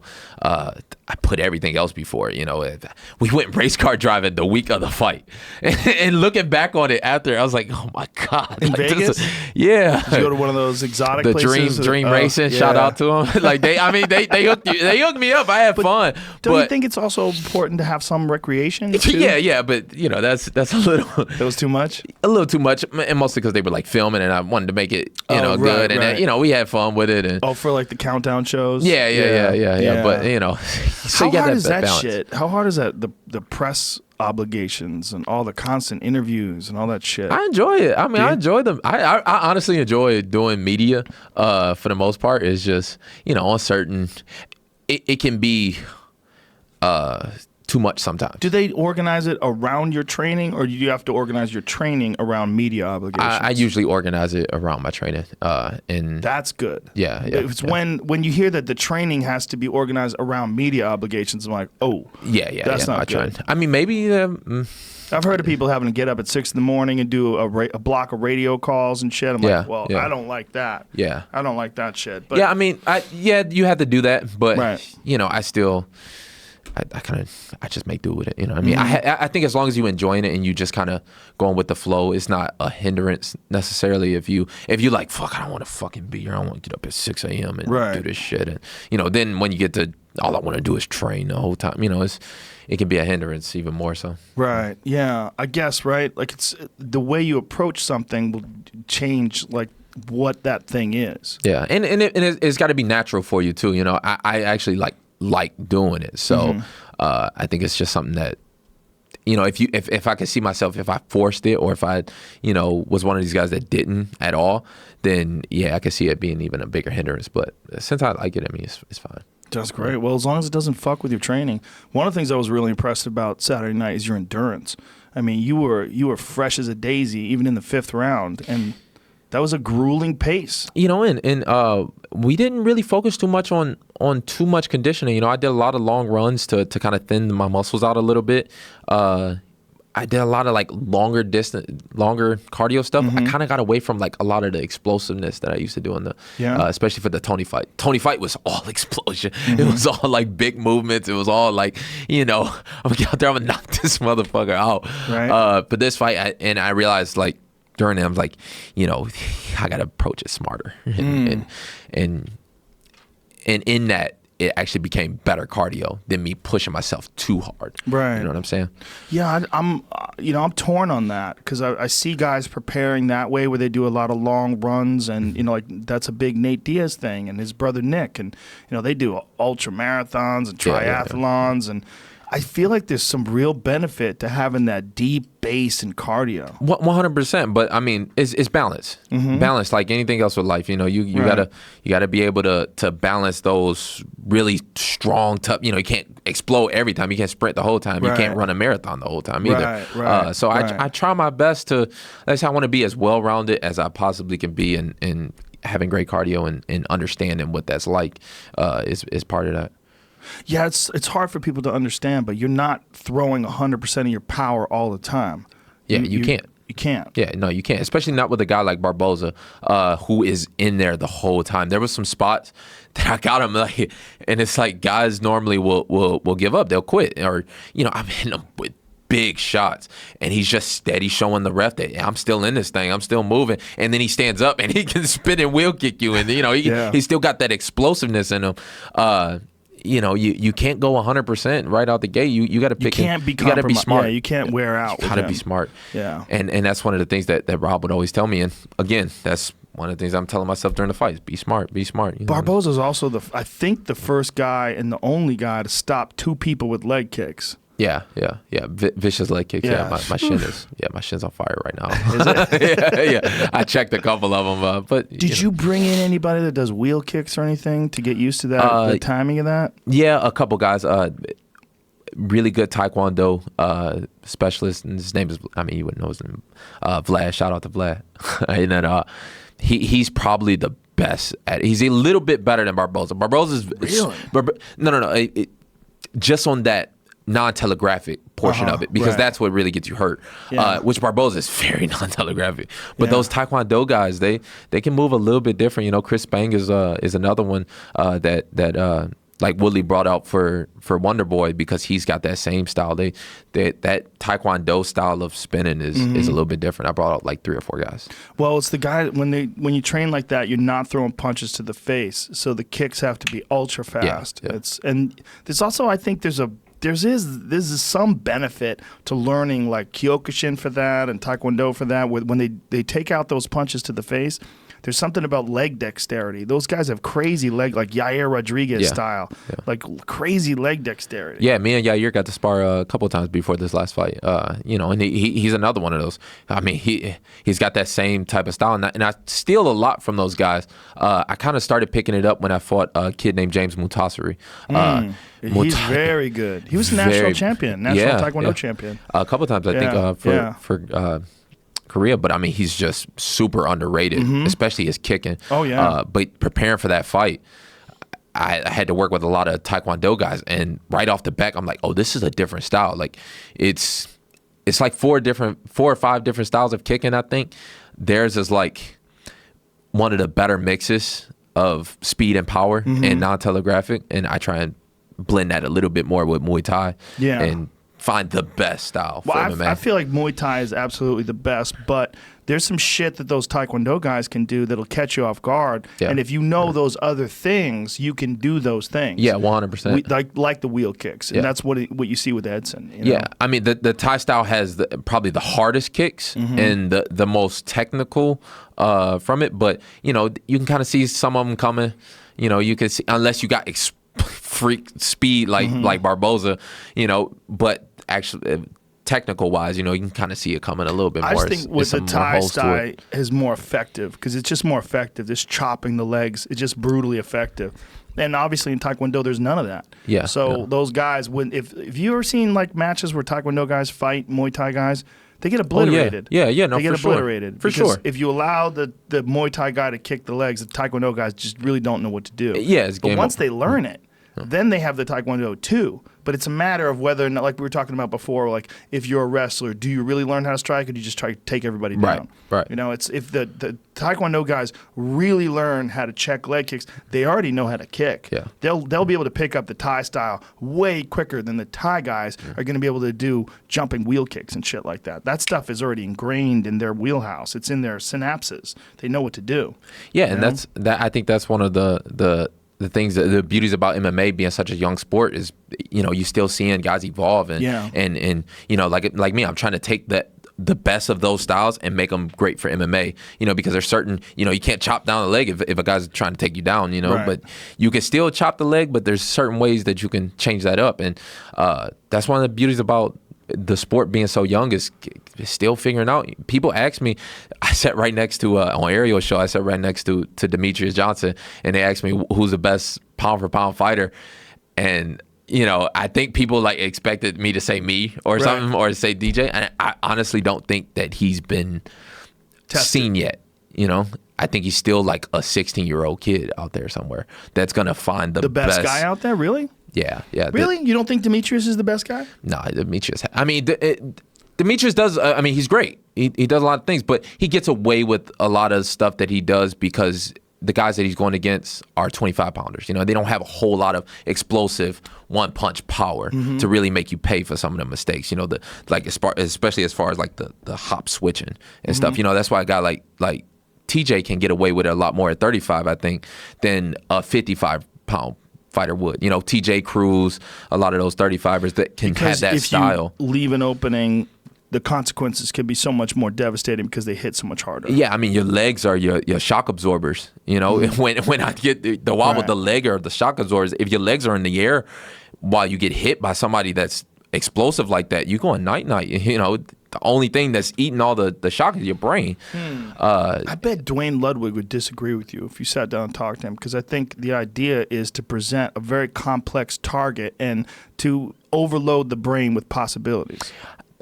I feel that, you know, and I try and do that too. I try and you know, I've taken Dwayne's a couple of Dwayne's seminars actually. And he's a wizard. He comes over to Extreme Couture and does some things. So you know, I like his style. Shout out to Dwayne Ludwig. Yeah, no, I love Dwayne's style, and it's just a different style to be had. But I feel like it's still not the best style. You know, I don't think the best style has been. Demetrius Johnson has a great style, but I don't think it's the best style has been seen yet, especially for MMA. But out of what you've seen, he's got the best style. Yeah, I mean, everybody's different. Everybody's different. You know what I'm saying? The argument is him and John Jones. These are the two arguments. And I feel like John Jones, as far as the level of talent, no question. John's faced for sure Shogun, DC twice, Gustafsson. I mean, Vitor Belfort. I mean, Jesus Christ. You can just keep going and going and going and going. Glover Teixeira. Yeah. You know? No, he's got the resume, but I don't know. I think George St. Pierre. Right. Still, you know, George is a little bit, you know, behind the times now, a little bit. Do you think so? A little bit. Man, I don't know. After that Bisping fight, I would never say that. Yeah, but you know, Bisping is also from the same era. I think. I think George St. Pierre for sure, I think, is the greatest fighter that there's been. I mean, when you look at the resumes, I don't think nobody else compares really. You know, he's got 2 losses, avenged both those losses devastatingly. You know, came back after 4 years and won the title at a higher weight class, and he's never really been in too much trouble in a fight. You know, I look at his style. He's one of those guys. He's one of the very first guys. He's really what got me into the sport, because I saw his fight with BJ. And I can see it. I'm like, oh, this guy is, you know, he's smart. He's approaching it smart, like a true athlete, you know, like a true artist, like a true athlete. And there are people that do it too. You know, Demetrius does too, but I just don't think to the level that George did. Well, again, it's the level of competition that he faced. I mean, George faced some seriously stiff competition. Not that Demetrius didn't. I mean, he fought Dominic Cruz. He's fought some tough guys. I was really looking forward to Demetrius versus TJ. And I know they were trying to put that together, but that would have been the one. I would have loved that fight. It still might be the one. They might still do it. I mean, if TJ can defeat Cody, or even if he doesn't, and if he decides to go down to 25, he can make it, he says. Yeah. He says he can make it. Yeah, I think he can, and I think he can give him some real problems. Oh, it'll be the biggest fight of his life. 100%. For sure. Yeah. I mean, he's fast, he hits hard, he knocks guys out at 35. What the fuck is he going to do to people at 25? If his body will stay healthy with that weight cut, you know, and you know as good as anybody that's very difficult to do because you just feel weaker. Yeah. I mean, there's that. I know the guys that he trains down in South California with the training lab, and that man approaches it like a scientist for real. I think he's a mathematician over at UC Berkeley. One genius guy. I sat down with him we talked for maybe about 5-6 hours. It was mostly him just talking and me just like sitting there absorbing all the shit that he could tell me about, you know, exactly. He measures those guys to a T. So if he feels like Wait a minute, who's training with him? Dillashaw. And is he a strength and conditioning guy? Yeah, Sam Calvito, if I'm saying that right. Sam Calvito, down at Training Lab. Okay. Brilliant man. He's one of the very few guys that I think in MMA especially that really he trained a lot of he trains David Taylor, a lot of the U.S. Olympic wrestling team. He worked with those guys for a long time. Well, you're seeing some mad scientists get into the game now, right? When they're realizing there's real money in it. And this man is, 55, 56, does those Ironmans, you know, where you gotta, like, I think it's like something crazy, like bike 120 miles and then you swim 20 miles and then you run a full marathon. And he's doing it like 53, 54 years old. I'm like, God I went over and trained with him before, and it's something. It's another level of like strength and conditioning. So if he says he can get TJ down to 25, I mean, I would think he can do it. And if he's confident in it, then he can do it in the right way at least. Well, I spoke to TJ. He was 100% confident that he could make the weight. And he just, you got to also realize DJ, Demetrius, just got shoulder surgery. Yeah. So he's still rehabbing from that, and who knows how long that's going to take. I don't know how complex the shoulder surgery was, but still interested in that fight. I mean, it's a big one for Demetrius Johnson, especially. He needs that extra little push over. I was trying to give him some tips, some tricks when we was doing the media tours together to talk shit.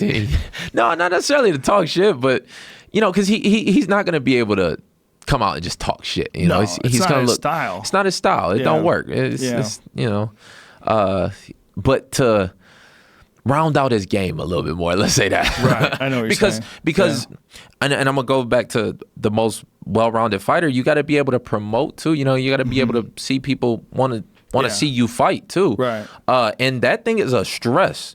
It's a stressor on your training. Like you said, you got to get up at 6 a.m. because when you do it, you get more media requests, so you get to have those interviews more, and that's a stress, and it's something that you, Baron, that your opponent don't necessarily have to. A guy like Conor does a lot more media than his opponent do. Of course, it's a bigger stress, and if you can handle all those stresses and still go out there and compete, then if you shy away from that, I got to take that away from you, as far as being the best pound for pound fighter. You know what I mean? That's interesting. But if it's not Demetrius, then who the fuck is it other than George? And George isn't really fighting. Then it's John Jones. It's for sure John Jones. Yeah. I think John's George is not really fighting right now either. Oh, you're saying right now in the sport? It's hard because John. It's up there. I don't think John took PEDs, and people give me a hard time about that. I don't think he did. I think he took something tainted, just based on what USADA has said about the levels pre and post test. I think he fucked up and took something. Fucked that money up, man. I was rooting for him too, bro. Fuck that money, but he could still come back and be much bigger. Yeah. Like I said, controversy, especially when you black in America, controversy is one of the best things that can happen to you, really. Well, John, when he's loose. When when him and Daniel were in that press conference and Daniel was talking shit, he goes, "I beat you after I did cocaine." Yeah, when John's just himself, exactly. I mean, he's huge. He's gonna be the biggest. He could have already been the biggest star if he would just been himself from the beginning. If they don't really suspend him for very long, and he comes back within a few months, it's entirely possible that he could come back. And be the biggest still of all time. I think he's going to be way bigger, especially after, like I said, controversy is a great one when you're black in America. It really is. Well, it's not just that. It's like for John, like how much more focus will there? I mean, my fear is that he's going to somehow or another sabotage again, and that this is not just this. That these lessons aren't sinking in. Because there's been so many of them. The car accident where broke the lady's arm, and she's pregnant. He runs away, and then slamming the car into the tree. There was so many, and then there's the first test positive, and then the second test positive. Like fuck, the brawl at the press conference. Fuck. It's like there's so many things. I think that goes back to, not being delusional and having the right team around you and somebody that you really listen to. That you really, truly listen to. Not just somebody that you just kind of, all right, yeah, I hear you. Because it's easy to get that way. It really is. I'm sure. And I've approached it a couple of times. You get that, especially when you got that confidence in the thing that made you great in the first place. It can be like a hindrance to you too. And I think a lot of it has been, or at least a lot of my growth in the past couple of months has been me getting in my own head and understanding it and kind of breaking it down. Smoking weed helps. I ain't gonna lie to you. It's true, it does. I ain't gonna lie to you. It do. Yeah. Thank God it's legal now. Yeah, I didn't start until after my loss to Leonardo. Really? Yeah, first time that I did. But honestly, it was probably like the best thing to get it. Because I was angry at the fight. I was angry at everything. I was like, fuck, how can I, this guy, I was like a 10-1 favorite going into that fight. That was the one fight where I never saw him. I was like, I'm going to smoke him. So I just had this anger. And the only way I saw my dad kind of did with it was alcohol. So I kind of turned to that, and that is no good. It's the worst way to do it. Worst way to do it. It just makes the delusions bigger. You know what I'm saying? It just makes you angrier, and it just kind of compounded everything. But honestly, like when I smoked weed, it was like, because at that point I was like, I had tuned it out for so long because that's what folks did that I kind of associated with being lazy and not successful, right. and these fucking, me too. I don't want to be these niggas on the corner. Right. Like, but when I did, it kind of opened up the anger towards myself. You know what I mean? It kind of opened up my mind for the first time, and I think that actually did have a lot of help with it. I don't like chronic or nothing, but I know what you're saying. I think that's what people are afraid of with it too, is that paranoia. I always say paranoia is just you looking at things realistically. Yeah. And even the possibilities of things happening realistically. I mean, some people, for sure, if they have tendencies to be schizophrenic in particular, and then they smoke a lot of weed, it could spiral them. Oh, yeah. No, that's not good. Yeah. Like anything else. Smoking too much of anything is not a good idea. No, Doing too much of any one thing is not a good idea. I agree. I mean, weed's the same way. I agree. You have to be able to balance. You know what I mean? You can't just fucking sit on the couch all day.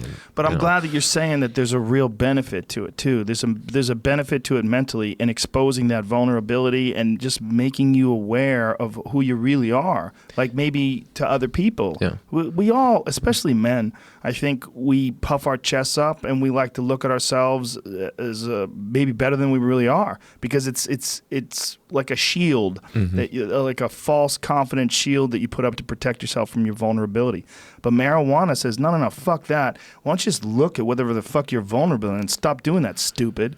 Like, this is your problem. This is what you're scared of. You're like, shit, the weed's right. Yeah. It can help you. Yeah, and it kind of, like I said, especially after that fight, I remember that really helped me to get over it. And not just get over it, but to understand it and understand what I was doing. Because again, you just don't, you get them hormones. Maybe it's testosterone. You get that fucking pumping. You just don't, you don't give a fuck. That's part of it for sure. It's also, think about what you're doing for a living, man. It's one of the most risky propositions you could do as a human being outside of war. That too. Yeah. And I took that into, you obviously you take that into consideration when you start doing something like this. Yeah. I take it into consideration every fight. One slip up, you could be, bad news. Sure, one injury could take you out forever. Especially when when I was in my situation, even when I was signing with the UFC, it was like, okay, do I go and try and be a doctor, and I was going into biomed, so I was like, that seemed more secure. You know what I mean? That seemed more like obtainable, easier. Or do I fucking throw caution to the wind? And at the time when I was 18 or 19, no, I guess 19. That was like a hard, you know what I'm saying? One of those ones that was hard for me to make, but it turned out well, I guess, at least. Well, it's you're gonna have more than one interest too. That's also part of the problem.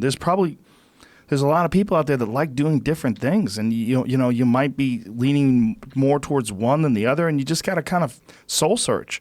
And nobody can answer that other than you. That's why it's terrible when people tell people what to do. Yeah. When people tell people what you need to do is get a good job, or you need to, go with something that's going to be safe. Go with what's attainable. Go with that. Like, man, that's not right. Everybody's different. 100%. And I think that's I mean, to go back just to Rob, that's what he did so well. He didn't tell me what to do. He just showed me the truth, kind of. You know what I mean? He was that voice in my head. It was like the conscious. And I mean, and your show too. Like, you do a great job of it. And I mean, I know you've heard it before. Like, but you just are very truthful in what you say, and instead of being like preachy, because nobody listens to fucking preachy. You know what I mean? Preachy's usually, I try not to be, but sometimes it comes off maybe sounding preachy if you don't know me, but it's just honest. Yeah. And that, there's what you say about Robert, one of the most important things about it is that he shows you. He's just showing you, and you could trust him. You know, those two things are very important. Someone who just show you things, show you what's wrong, and that you can trust. He's not bullshitting you.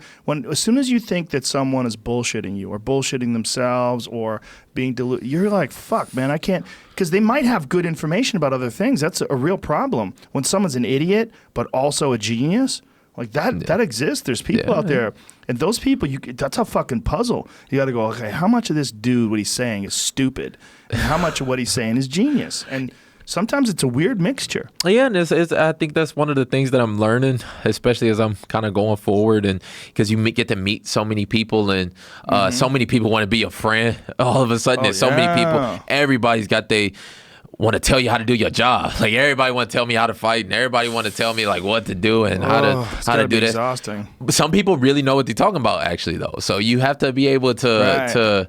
You know, I think you got to find your little bullshit meter in there and kind of pick it apart. And for me, Rob was that. And, you know, but the shit that he still says is you know. Yeah, you could get information on how to fight from your yoga instructor. She could say something to you, and that one thing will just sit in your head. 100%. Like, oh.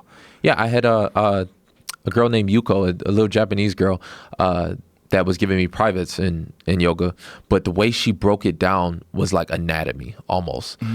She knew the exact, you know, position that I was here instead of being here, where I was losing my balance or I was losing some of my power, or it was putting more strain on one area than the other and making it harder.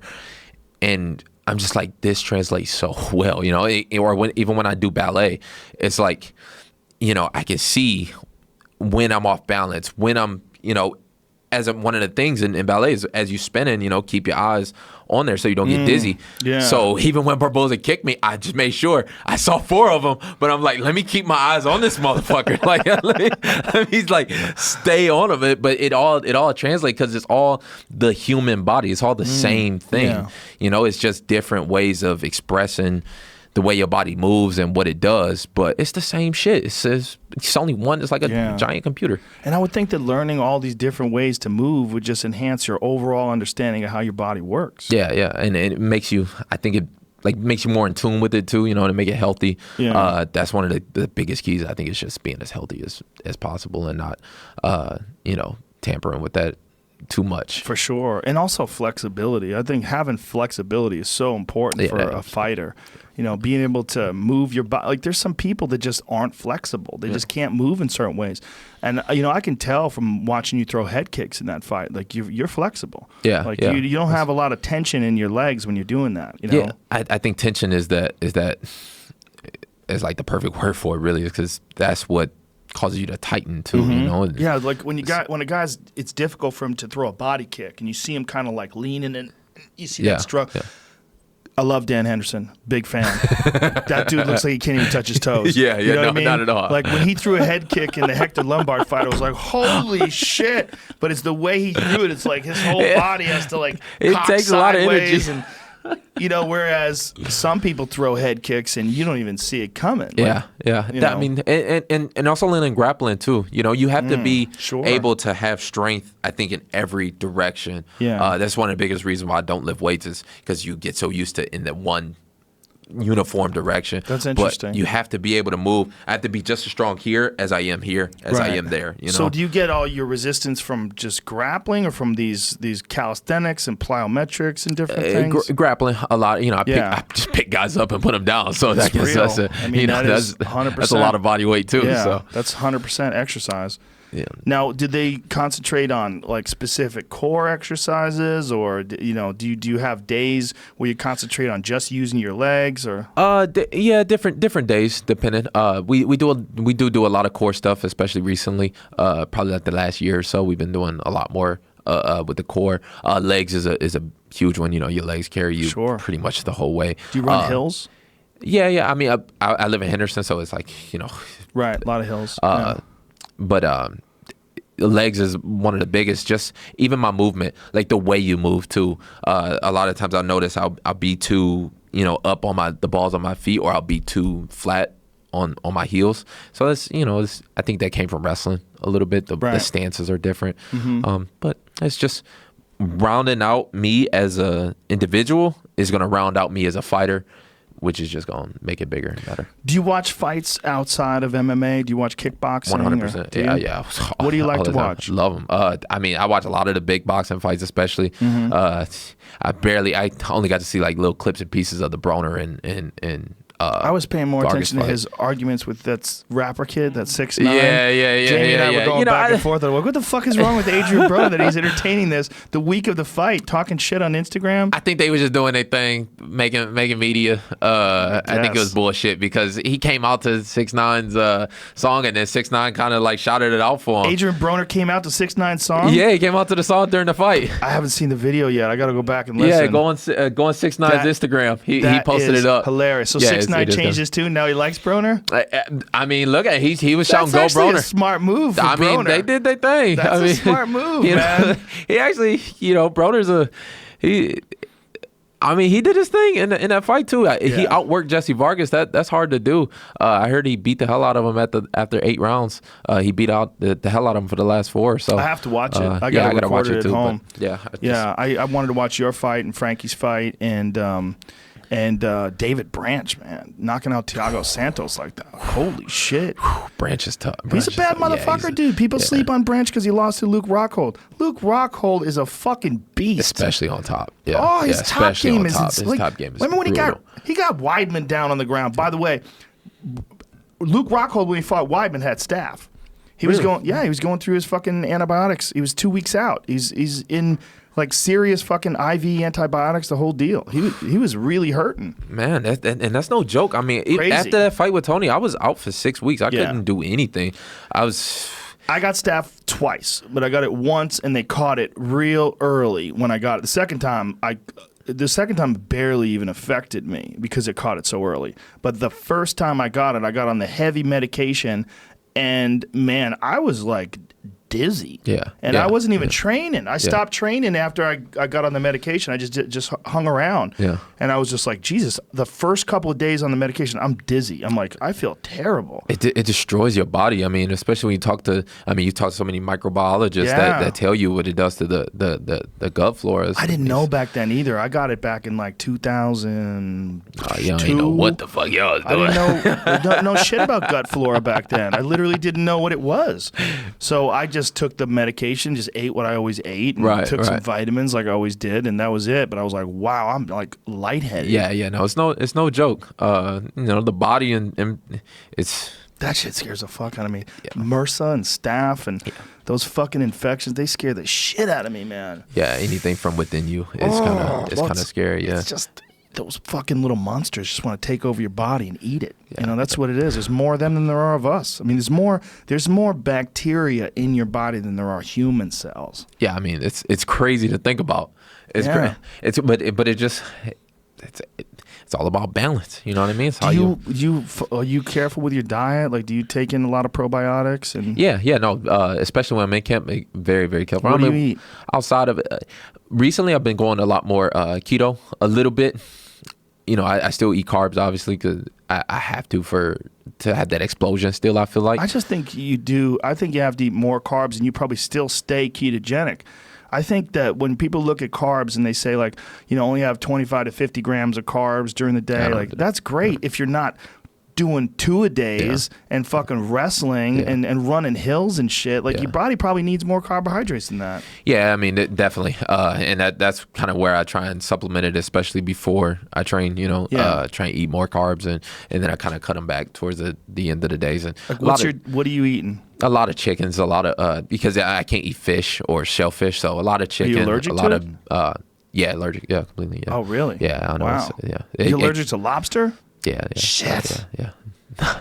I mean, I just convinced myself it tastes like shit anyway. Oh, but it doesn't. I mean, I can look at it. Lobster with melted butter. Ooh. Tastes like melted butter, huh? Oh, it's so good. Lobster with melted butter. I'll just eat the melted butter on like some grass-fed steak. And, well, that's pretty fucking good, too. I love to cook, too.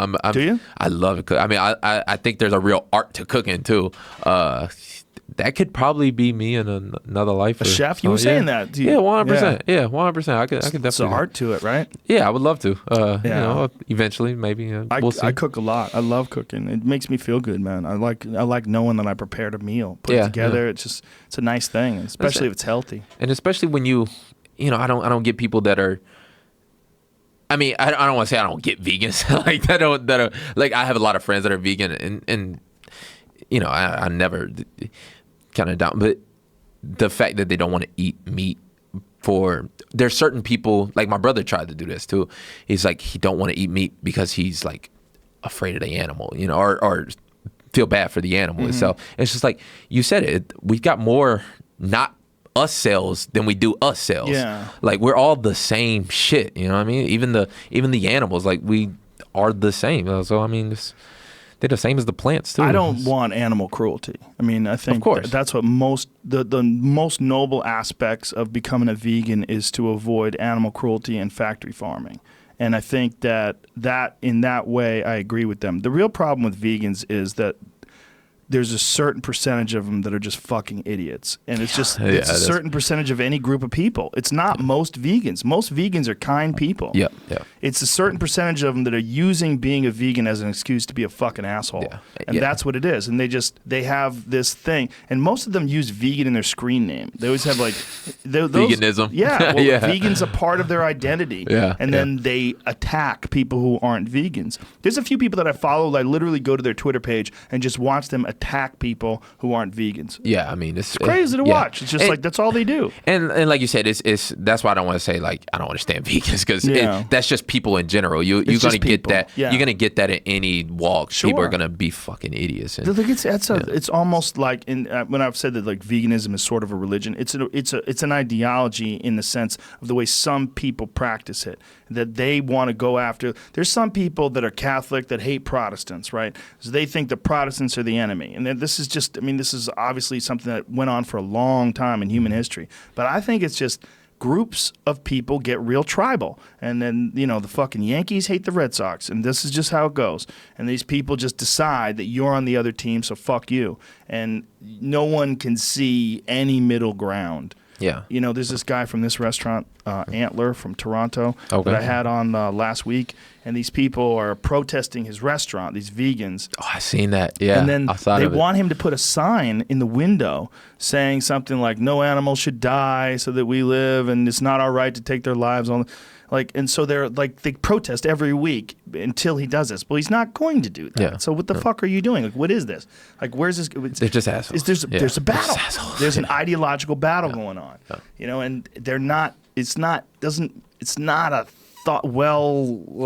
examined objective thing in my opinion. Yeah, but it's so natural though. Like you said, it's almost like communities. Mm-hmm. You know, it's you have your thoughts, I've got my thoughts, and we are part of two separate communities. Right. And it's just like with anything else. I think that integration between the two and that balance is like the most key to everybody. Really, it kind of will grow everybody. You know, the bounty hunters can learn something from the vegans just as much as the vegans can learn from the bounty hunters. You know what I'm saying? Oh, I think so too. You know, and I think that really the problem is when people don't want to hear the other side and they want to shout people down. They're not willing to listen. And there's common ground across the board. Yeah, you know? And some of it probably is just learned. I think a lot about like how you grew up, and I think it's important to like understand that. Like I said, just to go back to my childhood, is just that's the way I grew up, and that's what I understood. But when I look at like my dad, you know, like my dad didn't have his dad, so, and he was out the house by 15. Right. You know, and I try and put myself there sometimes, being a 15-year-old kid that didn't have a place to go. Like, what are you gonna do? And the only people you see around you is drug dealers and all this. So, like a lot of it, I give credit to him for sticking around for me, because I would be hitting people over top of the head. Right. You know what I mean? And that's why people do it. Because those people that are doing that are just like you and me. Yeah. Everybody's, what 100%. You said, we're all just human beings. Yeah. And we vary genetically, and we vary more by our environment and how much love we get. Yeah. That's a big part of it. Is like it's just the culture. Yep. It's just, you know, and I think it stems from one culture being separated from others and not having that integration. Then you get that like even more of a disconnect. And then once you get even bigger, then it's all like and downhill. You get more insecurity, which leads to more tribalism, and it's the whole thing is just, it's so disappointing that people still operate like this. But I think people are opening up to that more now than before. I just think it's a slow process. Yeah, slowly but surely. Yeah, slowly but surely. We're still working at it. Yeah, I mean, look at what we were talking before about the Rosa Parks picture out there. That wasn't that long ago, man. No, it really wasn't. Long ago. No, it really wasn't. And that'd be the thing with there's certain white people too that just be like, all right, just get over it already. And it's like, come on, like they didn't have to get over it. Exactly. That's and what it is. You don't understand they didn't experience it. Yeah, and you truly don't understand. And you don't even like take the time to try and understand. Right. Well, they're tribal too. They talk to other people that say the same shit, and and they'll just start rattling off statistics about the instances of crime in the black community and how the Asians don't do this, but the blacks do. It's like, it's fucking cultural. Yeah. If you don't think it's cultural, you haven't been around enough people. And it does not go back a lot of generations. Like you said, Rosa Parks is not very long ago. My dad didn't have his dad. He didn't have that person to teach him what not to do and what to do. That's a hard road, especially for a young. Like you go back earlier, like young guys get delusional real quick. Sure. They feel invincible. They feel like, oh, I can do this and I'm never gonna get caught. You don't have that voice of reason to tell you right from wrong when you that kind of age. Right. And it's because he didn't have his dad, and then why didn't have his dad? Because he didn't have his dad. You know what I mean? And that only goes back 2-3 generations.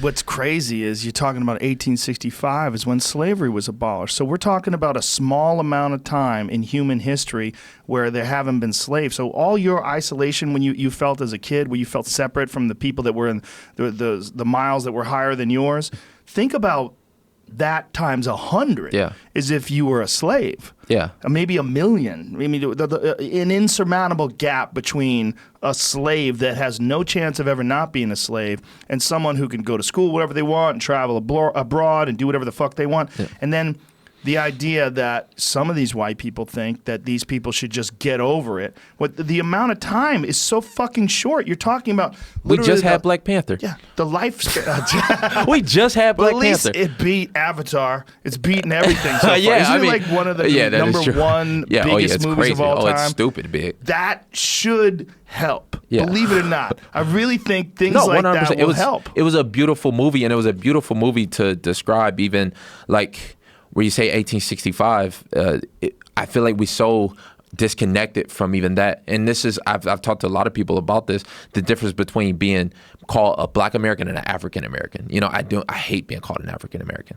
That's what everybody says. I know, it's just what bothers it. To me, it makes you seem, because you put me and Francis next to each other. Francis is an African American. You know what I mean? I see what you're saying. He's from Africa. He has ties to Africa. You know who else is an African American? Elon Musk. Yeah, I mean, yeah. Really, when For real. But I think even more now, it kind of like, why can't we be, Black comes in so many different shades. Yeah. You know what I mean? And, as does African, obviously. Yeah. So maybe Black American's a better way to put it. But Africans have ties to Africa. You know what I'm saying? Like Black Americans, not slavery. Like we feel, I feel we should have our ties in America. Like I should be proud to just be an American, not be called an African American, or be called, Well, it's with every generation. Country. I mean, it's going to take a long time before we just abandon all this nonsense and just treat people based on who they are as a human being. But my grandparents came from Italy, and they were treated like dog shit. Yeah. I mean, my grandfather always talked about the racism that he encountered when he came over from Italy to America, and they didn't think of Italians as white people. Now they think of Italians as white people. 100%, yeah. But and Mexicans are experiencing that. Like, if you're from Spain, you're basically white. Like, nobody thinks of a guy from Spain as being like, you don't think of him the same way you think of Mexicans. Right, yeah. But one day, all that shit will go away. Yeah. One day we'll get past this, whether it's who knows how many generations it'll take, but I think it's changing now because of the internet. I think there's definitely like more hate groups that consolidate and they get together and they live in an echo chamber online. They talk, and they agree with each other. You see it on Twitter, and Twitter's trying to stop that, and maybe that's misguided because maybe it strengthens it. But I think that ultimately, this ability to exchange information is going to allow more and more people to compare notes and understand that there's no benefit to describe or to thinking of people as being inferior or superior or better or worse.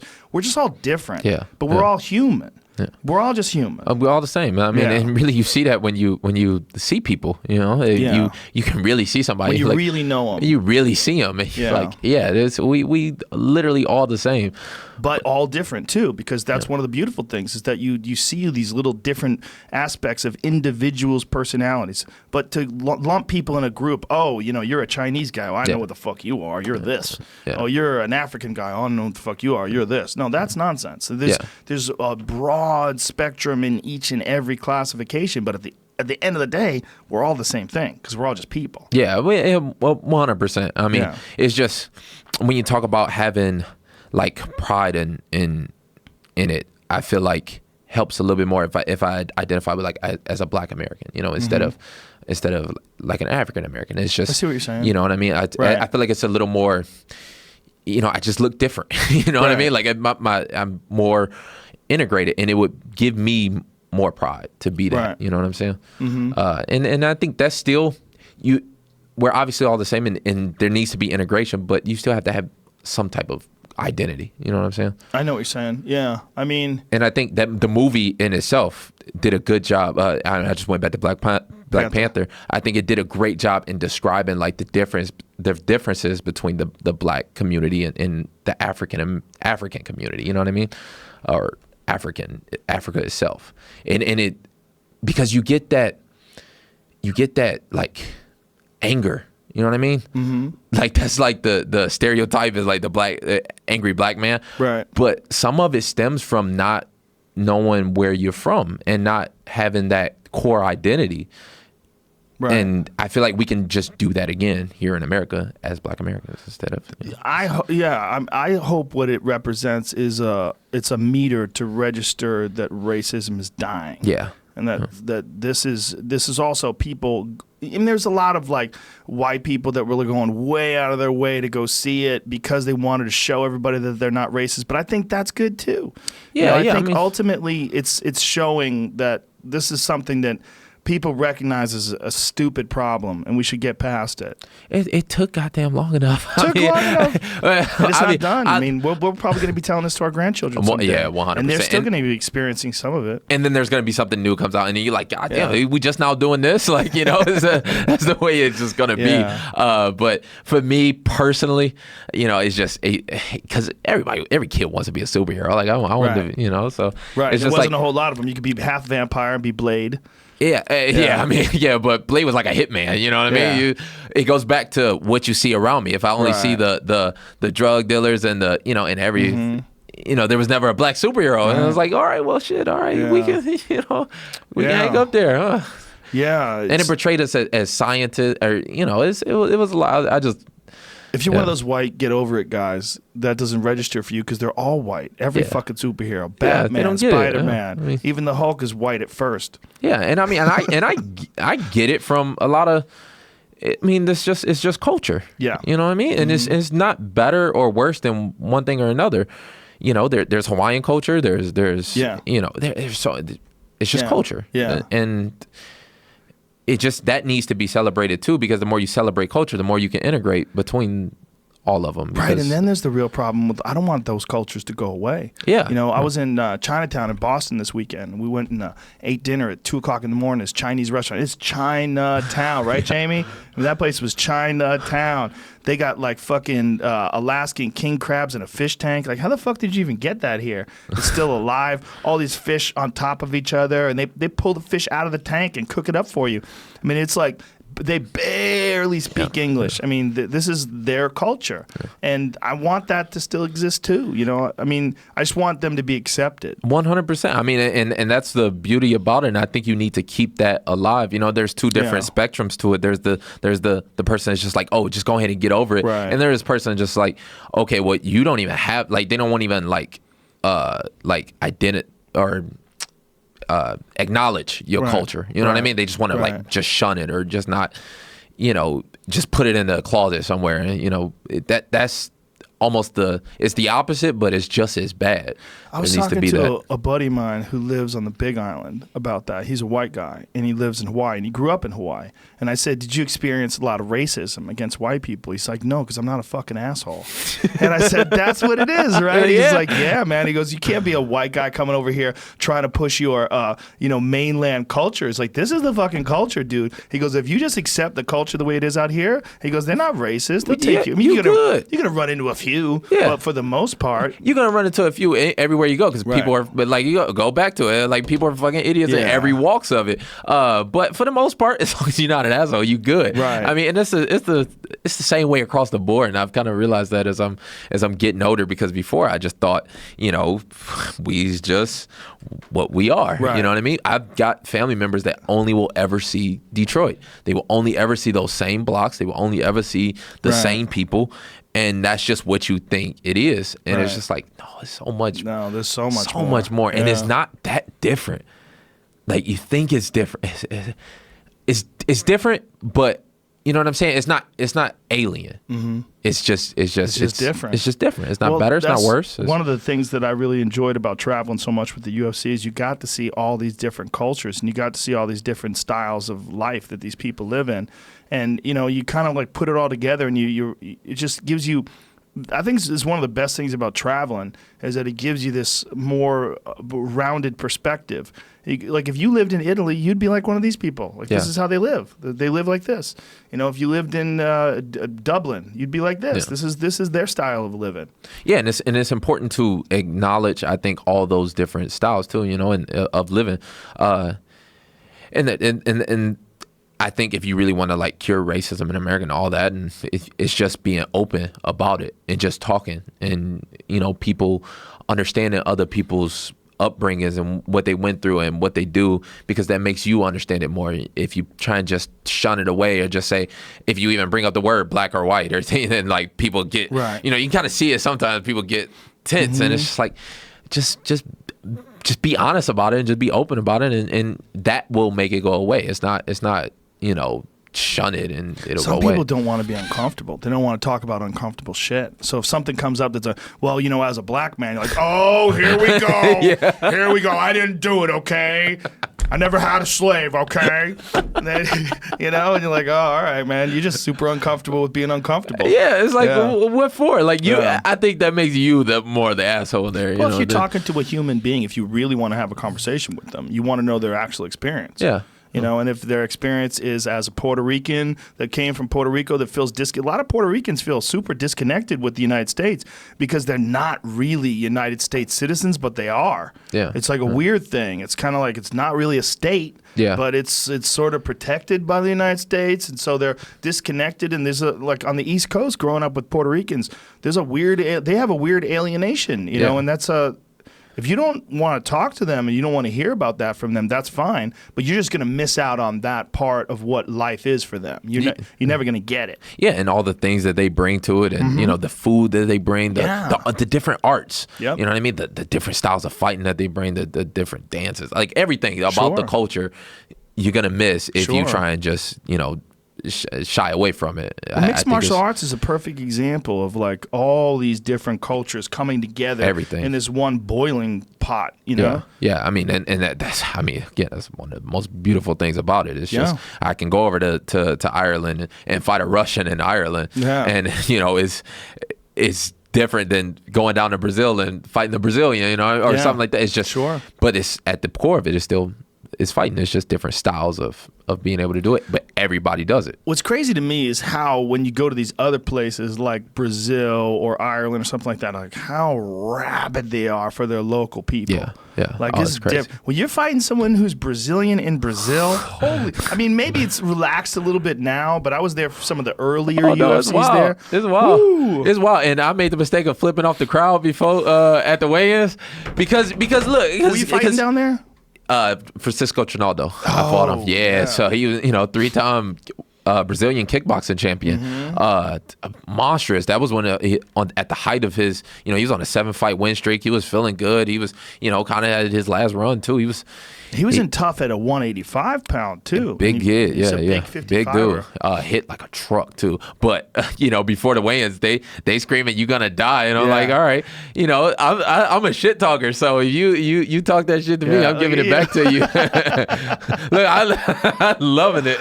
Look at Dewey too. I'm loving That's it. hilarious. But I mean, they were rabid for that one. People were throwing stuff at me as I was walking out.